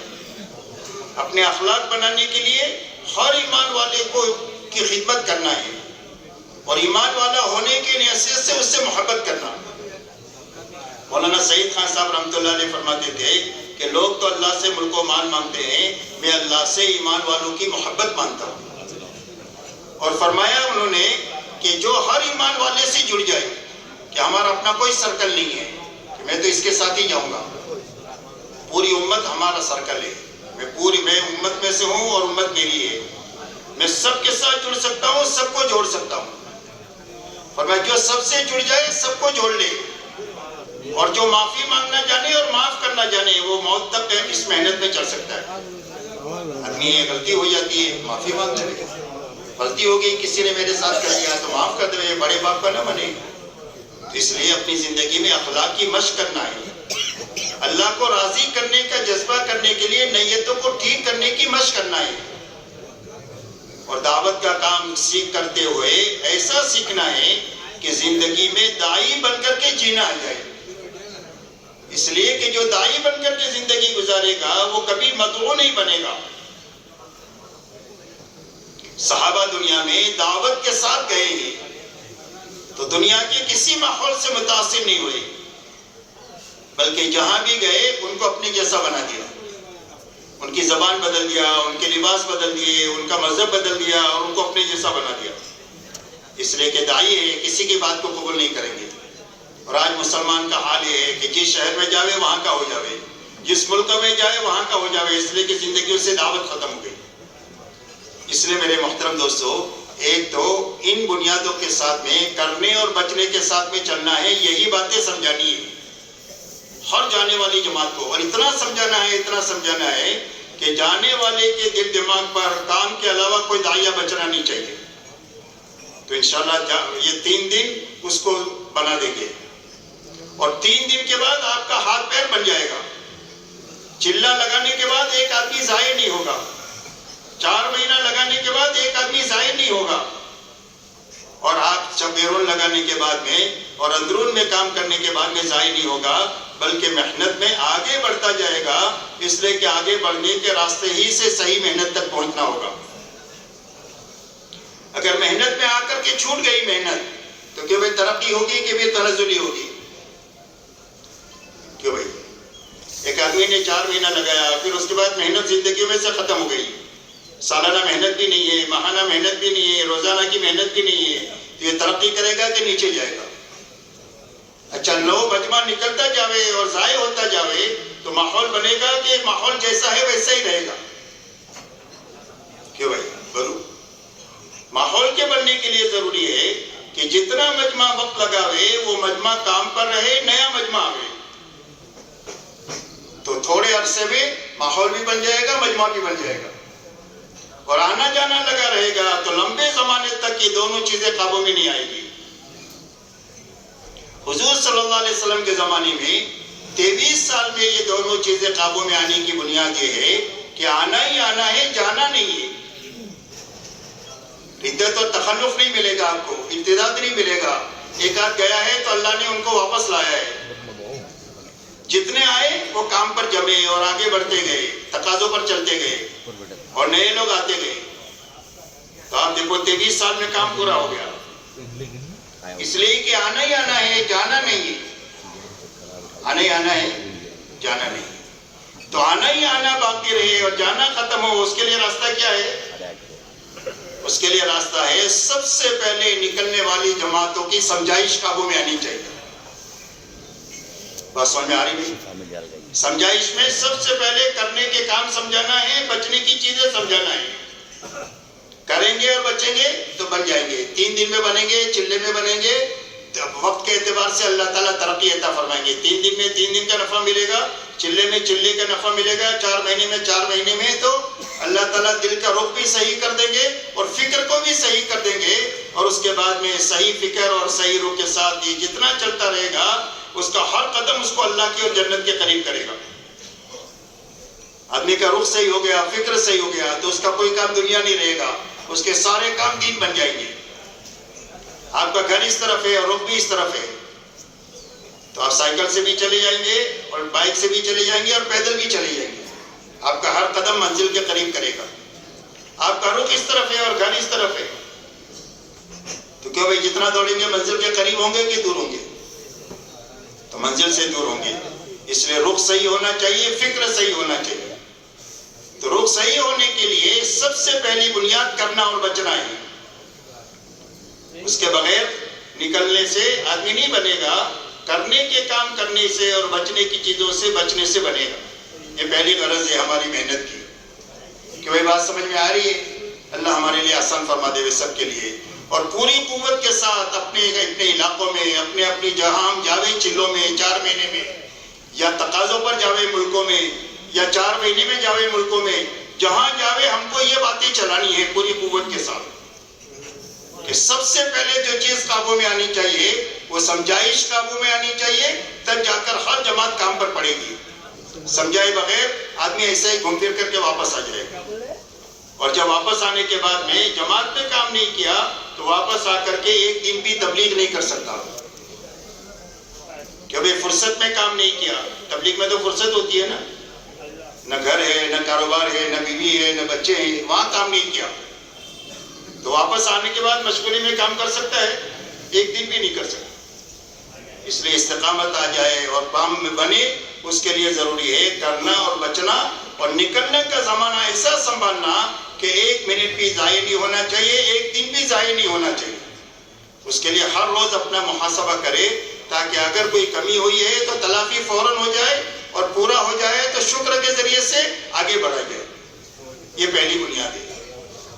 دوسری بنیاد میرے دوستو یہ سمجھانی ہے کہ ہماری جماعتیں جو جا رہی ہے اپنے آپ کو بنانے کے ساتھ میں تقریر کرنے کے لیے نہیں جا رہی ہے. ہماری بنیاد تقریر نہیں ہے. مولانا الیاس صاحب کا کئی ملفوظ ہے کہ ہماری اس محنت میں سب سے پہلے طاقت دل کی لگے، دل کی بے قراری اور بے چینی کی اور فکر کی. پھر اس کے بعد تھکنے کی طاقت لگے، اور اس کے بعد میں پھر زبان سے کچھ بولنا ہو جائے. جب یہ 2 محنت کے بعد زبان کھلے گی تو اپنا اثر دکھائے گی. آپ تو جانتے ہیں یہ کام ایسے لوگوں سے شروع ہوا جو دیکھ کر کتاب پڑھنا نہیں جانتے تھے. مسجدوں میں جاتے تھے، امام صاحب سے کہتے تھے امام صاحب کتاب پڑھ دو، ہم کو پڑھنا نہیں آتا ہے، آپ پڑھ کر ہم کو سنا دو. ایسے لوگوں سے کام چلا ہے. اور اتنا بڑا مجمع اور پورے عالم میں اللہ نے اس کی برکات کو کیا ہے ایسے کمزور لوگوں کے ذریعے سے.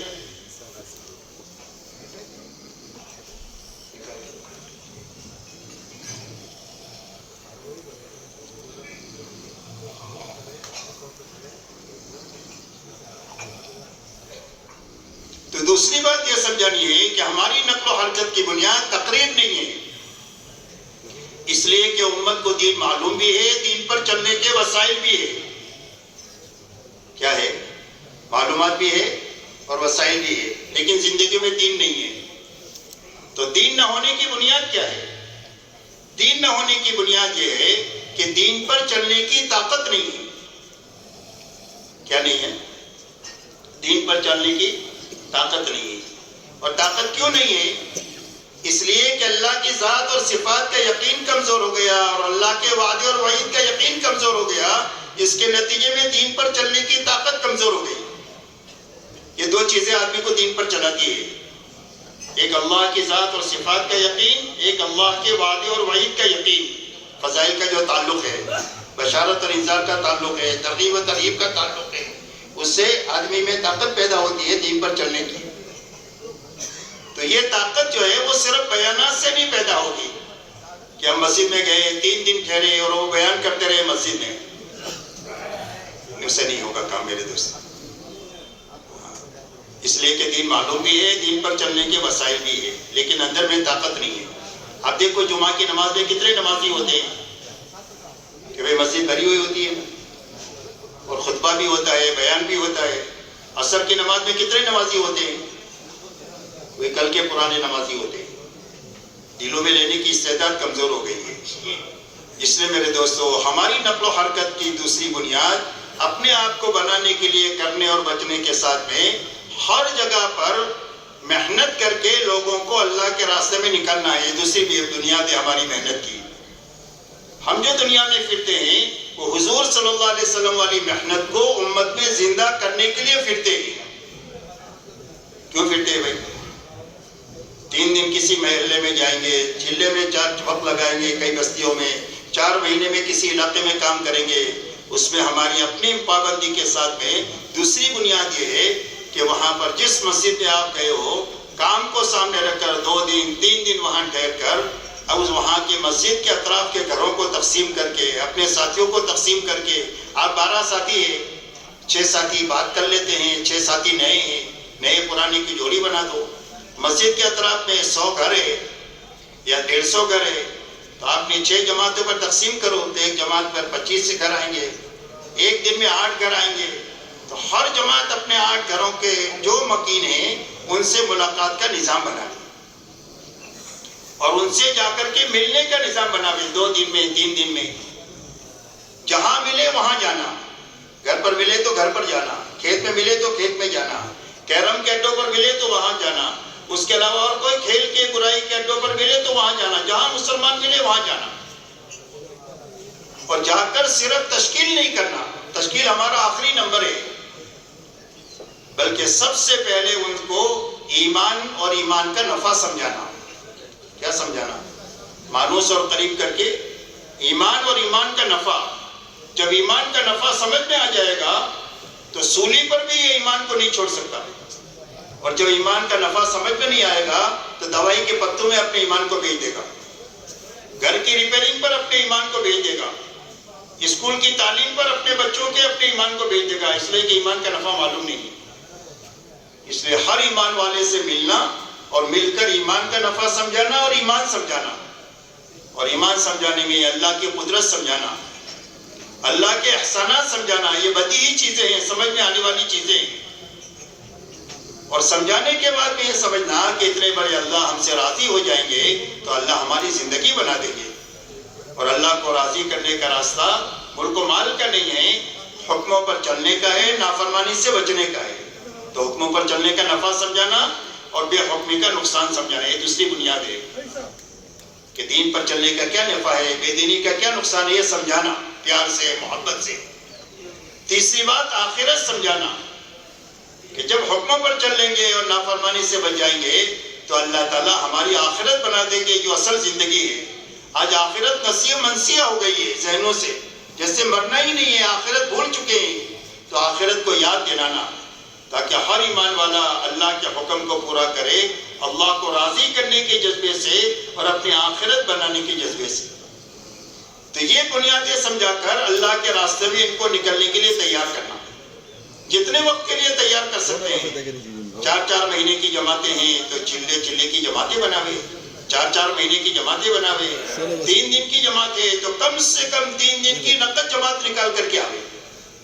کیا کر کے آوے؟ 3 دن میں نقد جماعت نکال کر 11,000 جماعتیں نکلتی ہے ہر مہینے میں 3 دن کی.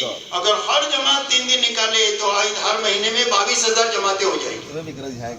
کہ بھئی 3 دن محنت کر کے 3 دن کی جماعت نکل سکتی ہے کہ نہیں نکل سکتی؟ آج ذہنوں میں کام نہ ہونے کی وجہ سے جماعتیں نہیں نکل رہی ہیں. اس لیے ہماری اس محنت کی دوسری بنیاد ہے، جہاں پر ہماری جماعت جائے وہاں گھروں کے رہنے والے ایمان والوں پر مل کر ایمان کا نفع سمجھا کر، دین پر چلنے کا نفع، بے دینی کا نقصان سمجھا کر، آخرت سمجھا کر ان کو اللہ کے راستے میں نکلنے کے لیے تیار کریں۔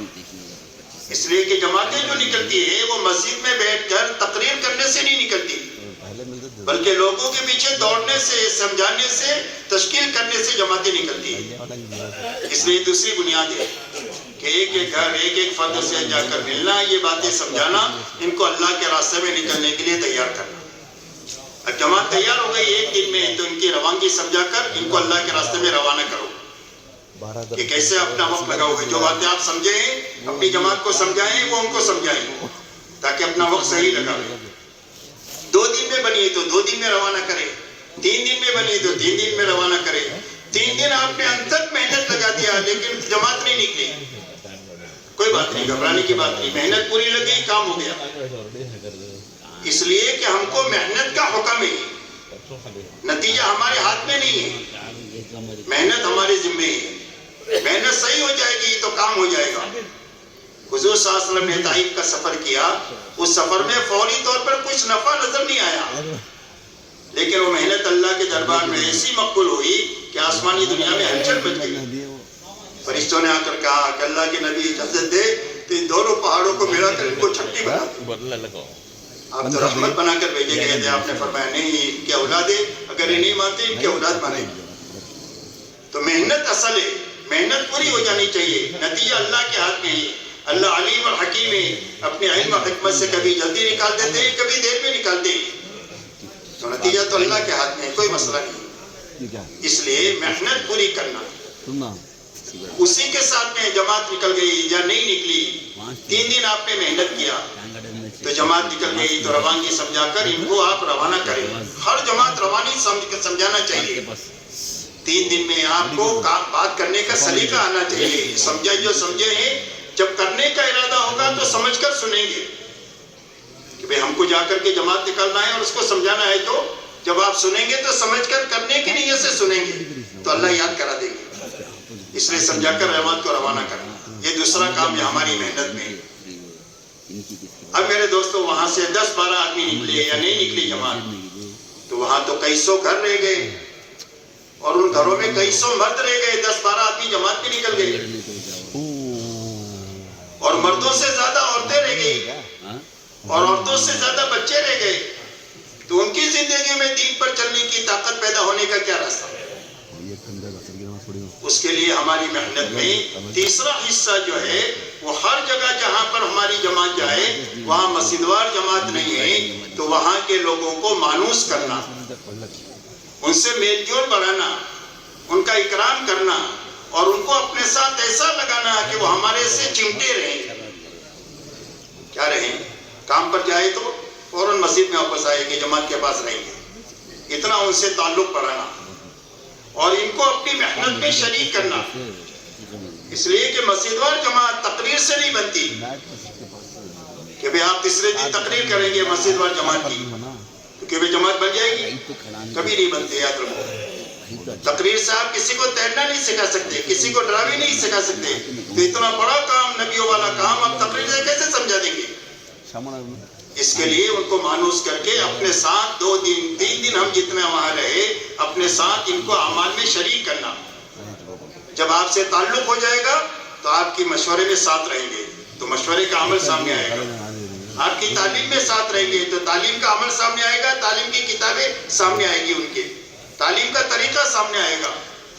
ملاقاتوں کے لیے جماعت کے نکالنے کے لیے آپ گھر گھر کی ملاقات میں جاؤ گے اور وہ رہبری آپ کی کریں گے تو ان کو گھر گھر کی محنت بھی سمجھ میں آئے گی، جماعت کے نکالنے کی محنت بھی سمجھ میں آئے گی، اور شام کو جب یہ گشتوں میں آپ کے ساتھ رہیں گے تو ان کو گشت بھی سمجھ میں آئے گا۔ یہی 5 کام ہے کہ یہی 5 کام ہے کہ دوسرے کوئی 5 کام ہے، یہی 5 کام ہے، تو ان کو اپنے ساتھ محنت میں شریک کر کے ان کو ان اعمال سے گزارنا تاکہ کام کی کچھ نہ کچھ سوجھ بوجھ ان کے اندر میں پیدا ہو۔ یہ سمجھانا ہر جانے والی جماعت کو کہ کام کی سوجھ بوجھ اس وقت پیدا ہوگی جب آپ کے ساتھ کریں گے۔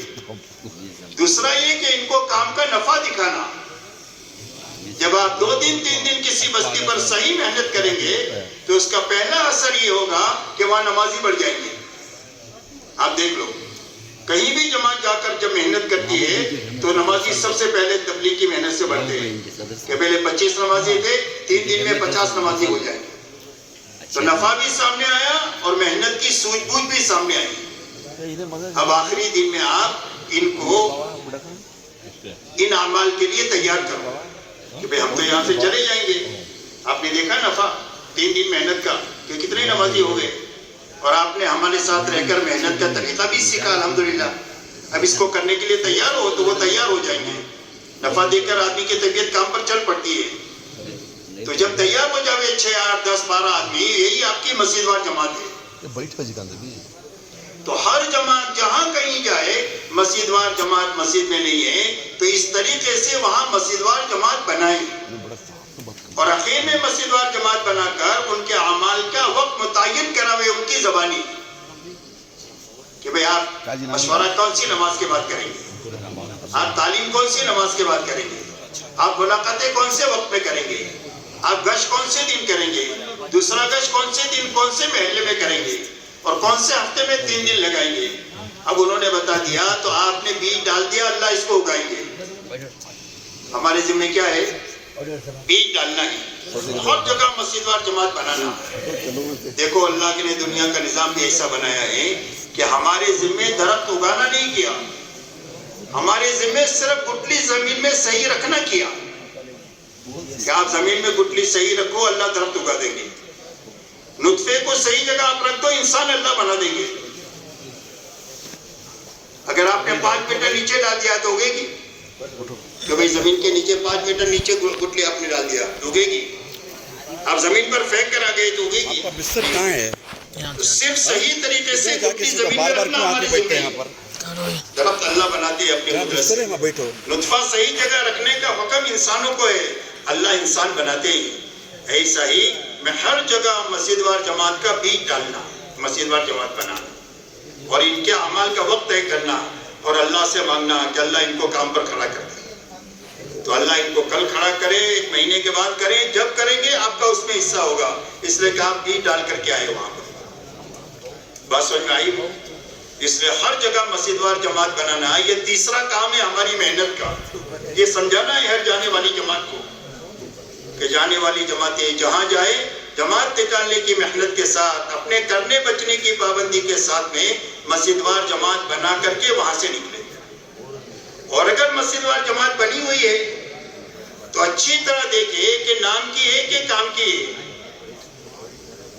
معاف کرنا, یہ میں کمزوری نہیں بیان کر رہا ہوں, اپنا کام ہے. مولانا الیاس صاحب رحمۃ اللہ علیہ فرماتے تھے کہ اس کام کی ایسی نگرانی کرو جیسے اپنی کنواری بیٹی کی کرتے ہو.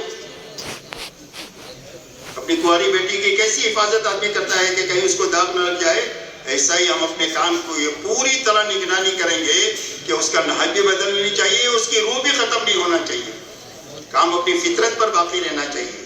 کام کے اعمال ہے مخصوص ہے, اس کے کرنے کے نہج مخصوص ہے, اس کی روح مخصوص ہے, اس کی روح بھی ختم نہیں ہونا چاہیے, نہج بھی بدلنا نہیں چاہیے. تو یہ کام جو ہے وہ ہمیشہ آدمی کو اور امت کو بناتا رہے گا اور ماحول کو بھی بناتا رہے گا. اگر یہ دونوں چیزیں ختم ہو جائے تو اس کی افادیت ختم ہو جائے گی. اس لیے میرے محترم دوستو, یہ جماعت اگر مسجد وار جماعت کی کمزور ہے تو ہر جانے والی جماعت کو یہ سمجھاؤ کہ آپ جا کر دیکھو, اپنے کو کسی پر تنقید کرنے کے لیے نہیں دیکھنا ہے, کام کو آگے بڑھانے کے لیے چیز دیکھنا ہے. ہمارا کام ہے اس کو دیکھنا سمجھنا ضروری ہے کہ بھئی کیا رخ ہے اس کے کام کا, کیا چیز کی کمزوری ہے اس یہاں پر مسجد وار جماعت میں. مشورہ ہو رہا ہے لیکن مشورے کا رخ صحیح نہیں ہے. تو آپ 2-3 دن قیام کریں گے تو محبت پیار سے کوئی وقت ایسا نکال کر کے ان کو آپ اس طریقے سے مشورے کے آداب سمجھا دو کہ ان کا مشورہ صحیح ہو جائے. ان کی روزانہ کی محنت کا نظام ہی نہیں ہے. جب روزانہ کی محنت کا نظام نہیں ہوگا تو کام کیسے ہوگا؟ تو بھئی کام تو اسی کو کہتے ہیں جو روز کیا جائے. کہ بھئی دکان روز کھولتے ہی نہیں, فیکٹری روز جاتے ہیں, آفس روز جاتے ہیں, ملازمت کو روز جاتے ہیں, اس لیے کہ کام ہے. تو آپ نے مسجد وار جماعت میں معلوم کیا کہ روزانہ کی محنت کا نظام نہیں ہے, تو ان کو اپنے ساتھ رکھ کر آپ جو جماعت نکالنے کی محنت کے لیے گھروں کی تقسیم کیے ہیں یا جو بھی شکل قائم کیے ہیں، ان کو یہ باتیں سمجھا کر ان کو روزانہ کی محنت پر ڈالیں کہ روزانہ کی محنت کریں اور محنت کا ایسا رخ قائم کریں کہ ایک مہینہ ہوتے ہوتے آخری درجے میں 100% گھر اور 100% افراد کی ملاقات ہو جانا چاہیے۔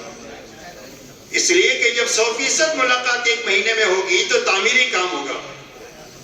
ابھی تو محنت کا نظام یہ ہے کہ ہمارے پاس میں 2.5 گھنٹے کا نظام تو چوپٹ ہو گیا ہے دنیا میں، اللہ ماشاءاللہ ملاقاتوں کا نظام رہ گیا ہے، اور وہ بھی اتنا مردہ نظام رہ گیا ہے کہ بس مسجد وال جماعت بیٹھی ہے کہ سب کے ذہن خالی ہے، کیا کرنا ہے کچھ معلوم نہیں ہے، کچھ ذہن میں نہیں ہے۔ کوئی کہتا ہے کہ کام کرو، تمہارے راستے میں فلانے آدمی کا گھر پڑتا ہے، اس کو مل کر آپ چلے جاؤ۔ آپ گئی جماعت گئی 2 آدمیوں کی، ملا تو ٹھیک ہے، نہیں تو گھر چلے گئے کہ بھئی یہی محنت کا رخ ہے کہ دوسرا رخ ہے۔ دیکھو پوری دنیا میں کوے کالے کالے، اس لیے میرے دوستوں محنت کے رخ سے کبھی کام بنیادوں پر نہیں آ سکتے، یاد رکھو۔ محنت وہ ہوتی ہے جو روز کیا جائے۔ جب آپ ایک آدمی کی ملاقات آج کریں گے اور 1 سال کے بعد کریں گے تو آپ بتاؤ اس ملاقات کا اثر باقی ہوگا کہ ختم ہو گیا ہوگا؟ کبھی تعمیری کام نہیں ہو سکتا۔ تعمیری کام اس وقت میں ہوگا جب ملاقاتوں کا ایسا سلسلہ آپ شروع کریں کہ آخری درجے میں 1 مہینہ ہے، ورنہ 15 دن 20 دن میں ملاقات ہو جائے، اور ملاقات میں بھی آپ کو صرف تشکیل ہی نہیں کرنا ہے بلکہ 5 نمبر کی بات کرنی ہے، اور یہ بنیادی باتیں کرنی ہے۔ ایمان کا نفع سمجھانا ہے، دین پر چلنے کا نفع، بے دینی کا نقصان سمجھانا ہے، آخرت سمجھانی ہے، اور ان کی تشکیل کرنا ہے۔ 4 مہینے سے لے کر کے مسجد کے کسی نہ کسی عمل کے لیے ان کو تیار کرنا ہے۔ تشکیل کہاں سے شروع کرنی ہے؟ 4 مہینے سے آپ گھبراؤ نہیں، لیکن آپ تشکیل 4 مہینے کی اس وقت میں کریں گے جب آپ کی مسجد میں 4 مہینے کی جماعت کا کوئی عنوان ہوگا۔ اگر آپ نے اپنی مسجد میں محنت کا کوئی نظام سوچا ہوا ہے کہ میں ہمارے پاس میں 6 مہینے میں 4 مہینے کی جماعت نکلنی چاہیے فلانی تاریخ کو، اور اتنے ساتھی جماعتیں لے کر چلنے والے ہیں، ان کے ساتھ جماعتیں چلے کی بننی چاہیے 6 مہینے میں 3 جماعتیں 4 جماعتیں 5 جماعتیں 6 جماعتیں، جتنی استعداد ہو اس استعداد کو سامنے رکھ کر آپ سوچیں، اور اتنی ہی جماعتیں 3 دن کی نکلنا چاہیے، جتنی چلے 4 مہینے کی اتنی 3 دن کی، یہی کام کا وسط ہے۔ 11,000 جماعتیں سال میں چلے کی ہے تو 11,000 جماعتیں مہینے میں 3 دن کی ہے، آپ دیکھ لو کارگزاری میں، یہ کام کا اوسط ہے۔ تو آپ کا 3 دن کا نظام جتنا بڑھے گا اتنی چلے 4 مہینے کی جماعتیں خود بخود بڑھے گی۔ اس لیے کام کو بڑھانے کی آسان شکل ہے کہ 3 دن کے نظام کو بڑھایا جائے۔ تو اس لیے 3 دن کا ہفتہ ساتھیوں کا طے کرنا، 3 چلے کے لیے جماعتوں کو سوچنا، مہینے طے کرنا، 4 مہینے کی جماعت طے کرنا۔ اب آپ کے ساتھی جو ملاقات میں جائیں گے ان کی بات پہ وزن پیدا ہو جائے، ورنہ تو کبڈی میں پالا چھوکر آتے ہیں نا، ایسا گھر میں پالا چھوکر آئیں گے۔ کبڈی کھیلے کبھی آپ؟ نہیں کھیلے۔ شہری لوگ ہو، دیہاتی لوگوں کو معلوم ہے کبڈی، پالا چھوکر کے بھاگ کے واپس آنے کا، اس لیے کہ ذہن خالی ہے تو کیا تشکیل کریں گے۔ جب اپنی مسجد میں کام کا عنوان ہوگا 4 مہینے کا، چلے کا، 3 دن کا، تو پھر آپ 4 مہینے سے شروع کر کے زبردستی نہ کریں۔ 4 مہینے کی بات ہر ایمان والے کی کان پر پڑنی چاہیے کہ اتنے بڑے مقصد کے لیے 4 مہینہ کوئی بات نہیں، اس کا دل یہ کہنا چاہیے 4 مہینہ تو تھوڑا ہے اتنے بڑے مقصد کے لیے کہ ایمان بن جائے، آخرت بن جائے، دین زندگی میں آ جائے۔ 4 مہینہ تو بہت سستا سودا ہے۔ اگر نہیں تیار ہوا کوئی بات نہیں، چلے کی تشکیل کرو، آپ کے پاس چلے کی جماعتیں ہیں، چلے کے لیے نہیں تیار ہوا زبردستی نہ کرو، سمجھانے میں اپنی طاقت لگا دو، اس کے بعد میں 3 دن کی تشکیل کرو۔ جب آپ موت اوپر سے نیچے آؤ گے تو انشاءاللہ 3 دن میں تو منع کرے گا ہی نہیں۔ جب آپ کسی کو موت پر پکڑو تو بخار پر راضی ہو جاتا ہے، کیوں بھائی موت پر پکڑو تو یہ مرنے کے لیے تیار ہے، بولا نہیں مجھے چھوڑ دو، میرے چھوٹے چھوٹے بچے، اچھا بخار آئے گا تو چلے گا، ہاتھ بخار آئے گا تو چلے۔ تو جب اوپر سے نیچے اتریں گے تو 3 دن کی جماعتیں خوب بڑھے گی، اور پھر اس کا صحیح وقت لگانے کے لیے سمجھائش کا نظام قابو میں لانا۔ اگر 3 دن کے لیے بھی تیار نہیں ہوا تو منہ میلا نہیں کرنا، بلکہ آگے کی بات کرنا، مسجد کے کسی نہ کسی عمل کے لیے اس کو تیار کرنا۔ یہ آپ کی کوئی مجبوری ہے، آپ کسی وجہ سے نہیں جا سکتے باہر، کوئی بات نہیں، آپ مسجد میں یہ اعمال ہوتے ہیں، کسی ایک عمل کے لیے سارے کر سکتے ہیں تو اچھی بات ہے، نہیں تو کوئی ایک عمل کے لیے آپ تیاری کریں۔ نماز کے لیے آتے ہیں، فلانی نماز کے بعد میں مسجد کی تعلیم ہوتی ہے اس میں شریک ہو جائے، کش میں شریک ہو جائے، یا روزانہ کی محنت ہوتی ہے اس میں شریک ہو جائے، یا 3 دن میں شریک ہو جائے، بہرحال کسی نہ کسی عمل کے لیے ہر ایمان والے کو تیار کرنا۔ تو جب محنت کا یہ نظام قائم کریں گے تو آہستہ آہستہ تعمیری کام ہوگا اور فضا بننا شروع ہوگی میرے دوستوں۔ اس کے لیے میرے دوستوں اگر مسجد وار جماعت میں روزانہ کی محنت نہیں ہے تو عملی طور پر یہ محنت کو ان سے چالو کرانا ہے۔ یہ جماعتوں کا کام ہے، جو جماعتیں جاتی ہیں اس کا یہ تیسرا کام ہے کہ جماعت بن نہیں ہے تو بنانا، اور بنی ہوئی جماعت ہے تو اس کو کام پر لگانا۔ جب ان 3 بنیادوں کو سامنے رکھ کر ہر جماعت کام کرے گی تو دن میں سر کھجانے کی فرصت نہیں ہوگی، یاد رکھو۔ اور اگر یہ بنیادیں نہیں ہیں تو تبلیغ میں جتنی فرصت ہے اور جتنا کھانا سونا ہے اتنا دنیا میں کہیں نہیں ہے۔ کیوں میں غلط کہہ رہا ہوں، صحیح کہہ رہا ہوں؟ جتنی فرصت ہے اور جتنا کھانا سونا تبلیغ میں ہے اتنا دنیا میں کہیں نہیں ہے۔ اس لیے کہ یہ بنیادیں ذہنوں میں نہ ہونے کی وجہ سے دن پر کام کی شکلیں ہمارے سامنے نہیں ہیں تو ہمارے پاس فرصت ہی فرصت ہے۔ فرصت میں کیا کرے گا؟ آدمی سوئے گا یا کھائے گا یا موبائل دیکھے گا یا لائنی میں کرے گا۔ تو اس کے لیے ان ساری چیزوں سے نکلنے کا راستہ ہے اپنی ہر جانے والی جماعتوں کو یہ بنیادیں سمجھا کر ان بنیادوں پر قابو پانے کے لیے ان کو کہنا، اپنے آپ کو تھکانا ہے۔ مولانا الیاس صاحب رحمۃ اللہ علیہ کا ملفوظ ہے کہ ہمارے کام میں مقصود تعب ہے۔ کتنا بجے؟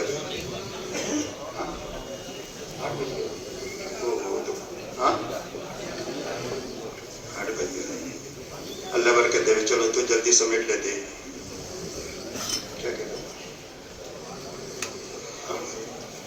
ہاں، مولانا الیاس صاحب کا ملفوظ ہے کہ ہمارے کام میں مقصود تعب ہے۔ تعب کہتے ہیں تھکانے کو، کہ اتنے تھک جائے کہ اللہ کو پیار آ جائے۔ یقین مانو آپ نے دن بھر کام کیا، نتیجہ کچھ بھی نہیں نکلا، لیکن تھک گئے کام کرتے کرتے، تو آپ کو سوتے ہوئے بھی اللہ کو اچھے لگو گے۔ اور ایک ملفوظ میں یہ فرمایا کہ اللہ تو جبل جوہد کے پیچھے ہے۔ اللہ کہاں ہے؟ کہا ایک محنت کا پہاڑ ہے، اس کے پیچھے اللہ ہے۔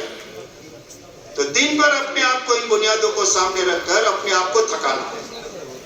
اور آخری کام میرے دوستو یہ ہے کہ یہ دن بھر کی ساری محنتوں میں لگنے کے نتیجے میں جسم تیار ہوگا۔ کسان زمین پر محنت کرتا ہے دن بھر میں، اور پھر اس کے بعد میں آخر میں پانی چھوڑتا ہے تو کھیتی اگ جاتی ہے۔ ایسا ہی جسم کے بعد اس میں روح پڑ جائے اور کھیتی کی محنت کے بعد اس کے اندر میں اگ جائے، اس کے لیے رات کو اچھا وقت لے کر کے رات کو اٹھنا۔ ہر جماعت کو یہ بات سمجھانا، تہجد فرض نہیں ہے لیکن دعوت کا کام کرنے والوں کے لیے یہ ضروری ہے۔ رات کو اللہ سے اپنا معاملہ کرنا اور رات کو اللہ کے سامنے اچھی نماز پڑھ کر آہوزاری کرنا، لمبا قیام کرنا، لمبا رکوع کرنا، لمبا سجدہ کرنا، اور بڑی بڑی صورتیں یاد کر کے پڑھنا اور اچھی نماز پڑھنا۔ آپ رات کو اتنا لمبا قیام کرتے تھے کہ آپ کے پیروں پر ورم آ جاتا تھا۔ ہم تو کہتے ہیں نبیوں والا کام ہے، تو کچھ تو مشابہت ہو، تھوڑا لمبا رکوع کرے، تھوڑا لمبا قیام کرے، تھوڑا لمبا سجدہ کرے۔ غرض یہ کہ اچھی نماز پڑھنے کے بعد اللہ کے سامنے نماز میں، دعا میں، آہوزاری میں لگے۔ اس لیے کہ میرے دوستو ہمارا پورا کام دعوت اور دعا ہے۔ ہمارا پورا کام دعوت اور دعا ہے۔ نقل و حرکت کی مثال برتن کی ہے۔ بسلری کا بوتل ہے اور پانی نہیں ہے، کہ اس کی کوئی قیمت ہے؟ اور پانی ہے تو اس کی 15 روپیہ قیمت ہے، دودھ ہے تو 50 روپیہ ہے، شہد ہے تو 500 روپیہ ہے، چاندی ہے تو ہزاروں روپیہ ہے، سونا ہے تو لاکھوں روپیہ ہے۔ عربی میں کہتے ہیں ظرف کی قیمت مصروف کی وجہ سے ہوتی ہے، برتن کی قیمت اندر کی چیز کی وجہ سے۔ تو ایسا ہی ہماری اس نقل و حرکت کی جو طاقت ہے اور اس کی جو فضیلت ہے اور اس کی جو اہمیت ہے اور اس کے پر ملنے والے انعامات ہیں اور اس کے نتائج دنیا میں جو مرتب ہونے ہیں، اس کی روح دعوت اور دعا ہے۔ کہ ہماری اس محنت میں دعوت اور دعا کا عنصر غالب ہونا چاہیے، لیکن دعوت اور دعا جہالت کے ساتھ نہیں اور غفلت کے ساتھ نہیں، بلکہ علم کے ساتھ۔ اس لیے گھنٹوں تعلیم کے حلقوں میں بیٹھ کر فضائل کا علم لینا، تاکہ یقین بنے کہ زندگی ملک و مال سے نہیں بنے گی، اعمال سے بنے گی۔ یقین پیدا کرنے کے لیے گھنٹوں تعلیم کے حلقے میں بیٹھ کر اپنی دعوت کو علم سے مزین کرنا۔ سنی بات، رٹی رٹائی بات، میرے خیال میں، میرے اندازے سے یہ بات ایسا نہیں، پکی ٹھکی باتیں ہیں، کتابوں میں اللہ والوں نے جمع کیا ہے، اس سے کام کو لینا۔ اس لیے دعوت اور دعا علم کے ساتھ، اور دعوت اور دعا ذکر کے ساتھ، کہ ہم خود ہی اللہ کو بھولے ہوئے ہیں تو اللہ کو، لوگوں کو کیسے یاد کرائیں گے؟ کہ بھئی سویا ہوا آدمی سوئے کو جگا سکتا ہے، جاگا ہوا آدمی سوئے کو جگا سکتا ہے۔ تو ہمارا اللہ سے تعلق بڑھے، اس کے لیے عبادت کی کثرت کرنا، قرآن پاک کی تلاوت ہے، اذکار مسنونہ ہے، دعاؤں کا اہتمام ہے، نوافل کی کثرت ہے، راتوں کا قیام ہے، ہر وقت کی تسبیحات ہے، قضا نمازوں کا پڑھنا ہے جو زندگی میں چھوٹی ہوئی ہے، تاکہ اللہ سے ہمارا تعلق روز بڑھے عبادت کا۔ صحابہ کی شان بتائی کہ صحابہ کیا ہے؟ فرمایا رکعا سجدا، فرمایا بہت رکوع کرنے والے اور بہت سجدہ کرنے والے، یہ صحابہ کی شان بتائی۔ فرسان بالنہار و رہبان باللیل، یہ کام ہے کہ دن کے شہ سوار ہے اور راتوں کے عبادت گزار ہے، دن کو حشاش بشاش اللہ کے دین کا کام کرنے والے ہیں، راتوں کو اللہ کے سامنے بہت زیادہ رونے والے ہیں۔ اس لیے دعوت اور دعا علم کے ساتھ اور اللہ کے تعلق اور ذکر کے ساتھ، اور اخلاق کے ساتھ، بد اخلاقی کے ساتھ نہیں۔ اخلاق دعوت کا ہتھیار ہے۔ دعوت کا ہتھیار کیا ہے؟ اخلاق۔ جب اخلاق ہوں گے تو لوگ جوق در جوق اس محنت میں آئیں گے اور ہمارے سے چمٹے رہیں گے موت تک، اور اخلاق نہیں ہوں گے تو آئیں گے چلے جائیں گے، آنا جانا لگا رہے گا کہ چھاؤں کی تلاش میں آئے تھے، یہاں بھی دھوپ ہے۔ تو اس لیے میرے دوستو، اپنے اخلاق کو اچھے بناتے ہوئے اس محنت میں چلنا کہ ہماری ذات سے سب کو راحت پہنچے، سارے ساتھیوں کو آگے بڑھانے کا جذبہ، ان کو برداشت کرنے کا جذبہ، ان کے کام آنے کا جذبہ، ان کے حالات میں ان کی مدد کرنے کا جذبہ، تاکہ ہمارے ساتھی ہمارے اخلاق کی وجہ سے محنت میں لگے رہیں، ہمارے سے بچھڑے نہیں۔ اسی کے ساتھ، منمانی کے ساتھ نہیں، قربانی کے ساتھ۔ منمانی سے آدمی نہیں بنتا، آدمی قربانی سے بنتا ہے۔ کس سے بنتا ہے؟ قربانی سے۔ منمانی سے آدمی نہیں بنتا۔ زندگی بھر علم کی خدمت کیا منمانی کے ساتھ، سخاوت کیا منمانی کے ساتھ، تبلیغ کیا یہاں تک کہ شہید ہو گیا تو نہیں بنے گا، جہنم میں جائے گا۔ اللہ میری آپ کی پوری امت کی حفاظت فرمائے۔ تو آدمی منمانی سے نہیں بنتا، آدمی قربانی سے بنتا ہے۔ تو قربانی کس کو کہتے ہیں؟ قربانی کہتے ہیں اللہ کے حکم کو پورا کرنے کے لیے اور دعوت کے تقاضوں کو پورا کرنے کے لیے جی چاہی کو چھوڑنا۔ جی چاہی کس کے لیے ہے؟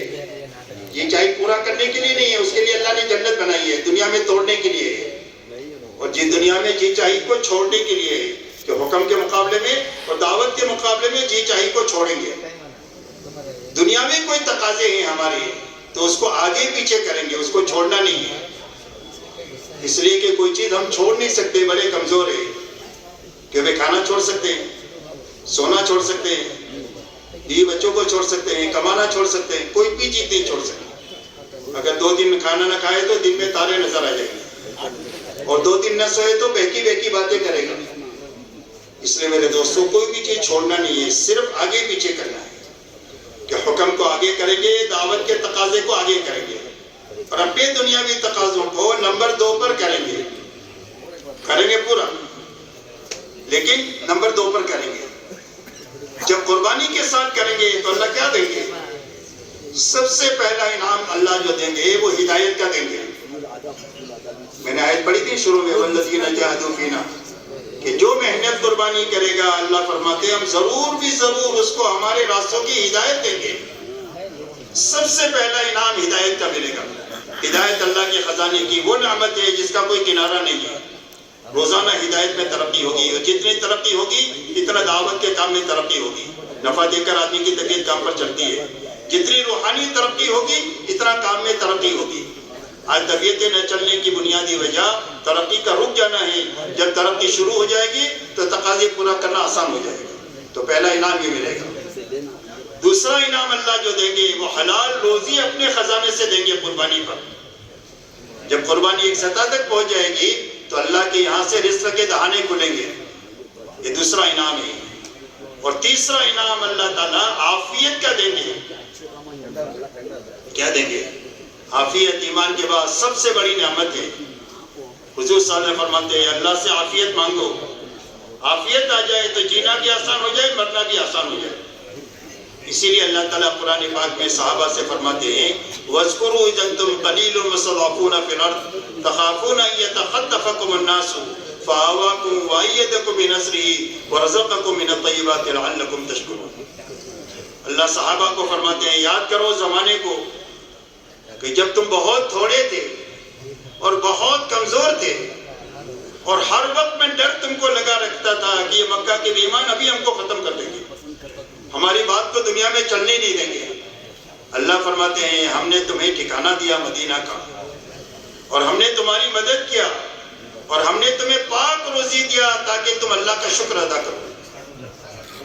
تو اللہ تعالیٰ نے روزی بھی دیا اور عافیت بھی دیا اور مخالفتوں کو اور دشمنیوں کو ختم کر دیا, امن و امان کی فضا قائم فرما دیا, یہاں تک کہ وہ اور ان کی نسلیں صدیوں تک کھاتی اور کھلاتی رہی اور ختم نہیں ہوا, اور اس لیے کہ وہ اللہ کے خزانے سے آیا تھا اور نبوت کے کام کے راستے سے آیا تھا. اس لیے میرے دوستو اپنے اور امت کے مسائل کے حل کرنے کا شارٹ کٹ راستہ نبوت والا راستہ ہے.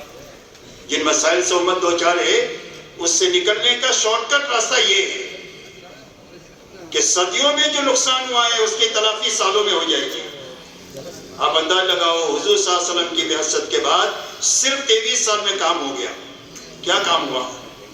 ہدایت اپنے مقام پر پہنچ گئی کہ سارے ہدایت کے اس مقام پر تھے کہ آپ نے فرمایا میرے سارے صحابہ ستاروں کے مانند ہے, جن کے پیچھے بھی چلو گے وہ تم کو اللہ تک اور جنت تک پہنچا دے. گمراہی ختم ہو گئی, ہدایت کا اعلیٰ معیار قائم ہو گیا.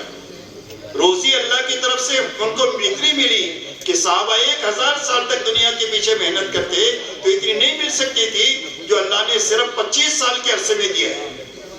23 سال نبوت کا زمانہ ہے اور 2 سال صدیق اکبر کا زمانہ, یہ لگنے مٹنے کھپنے کا زمانہ ہے اور مٹنے کا زمانہ ہے. اس کے بعد تو اللہ نے اتنا دیا کہ صدیوں تک کھاتے کھلاتے رہے لیکن ختم ہو کر کے نہیں دیا. اور اللہ نے ایسے عافیت کے حالات پیدا کیے کہ ساری مخالفتیں ساری دشمنیاں ختم ہو گئی.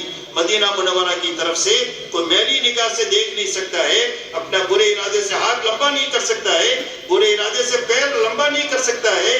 اللہ نے ایسا نظام قائم کیا کہ ایک لڑکی یمن سے نکل کر مکہ مدینہ آتی ہے, نہ اس کو اپنے زیورات کی چوری ہونے کا خوف ہے اور نہ اپنے عصمت کی لٹنے کا خوف ہے. ایک آدمی عراق سے آتا ہے, پوچھا کیسے پایا لوگوں کو؟ فرمایا میں نے ایسا پایا کانہم من ابی و من واحد, جیسے ایک ہی ماں باپ کی اولاد ہو ایسے سارے لوگ ہیں. اتنی بڑی عافیت کے حالات اللہ نے پیدا کیے. اس لیے میرے دوستو ہمارے جتنے مسائل ہیں ان مسائل کے حل ہونے کا راستہ یہ اللہ نے یہ محنت عطا فرمائی ہے, اور یہ محنت کی ابتدائی شکل ہے. جب یہ صحیح ہوتی رہے گی تو اس کے راستے سے اللہ تعالیٰ اس سطح تک پہنچائیں گے جو سطح مطلوب ہے, دین کے اعتبار سے بھی اور دین کی محنت کے اعتبار سے. اور جب ایک مجمع وہاں تک پہنچے گا تو اللہ اس مجمع کو ذریعہ بنائیں گے دنیا میں حق کے زندہ ہونے کا اور غلط زندگیوں کے زیر ہونے کا. کہ بھئی یہ مجمع اس کے لیے تیار ہے؟ کون کون تیار ہے اس کے لیے؟ تو اس کی کیا اعلیٰ شکل کیا ہے میرے دوستوں؟ ایک تو اپنے کام کو صحیح کرنا ہے, اپنی محنت میں آگے بڑھنا ہے. کیا کرنا ہے؟ محنت کو صحیح کرنا ہے اور محنت میں آگے بڑھنا ہے. ایک آدمی آج جو تبلیغ میں آیا اس سے ہم 3 دن چلہ 4 مہینہ مانگتے ہیں اور 25 سال سے ہم کام کر رہے ہیں وہی مانگ رہے ہیں, وہی نصاب. کیونکہ پہلی کلاس میں زندگی بھر رہے تو کہیں گے سمجھدار بچہ ہے کہ ہر سال ترقی کرے گا. کیا کرے گا؟ اسی طرح ہمارے مجمع طے کرے کہ ہم بھی اس محنت میں تقاضوں کو سامنے رکھ کر چلیں گے کہ وہ کون کون چلنے کے لیے تیار ہے. ماشاءاللہ پورا مجمع تیار ہے. کیا تشکر کریں. اللہ خوش رکھے, اللہ قبول فرمائے, اللہ ان باتوں پر ہم سب کو عمل کرنے کی توفیق عطا فرمائے.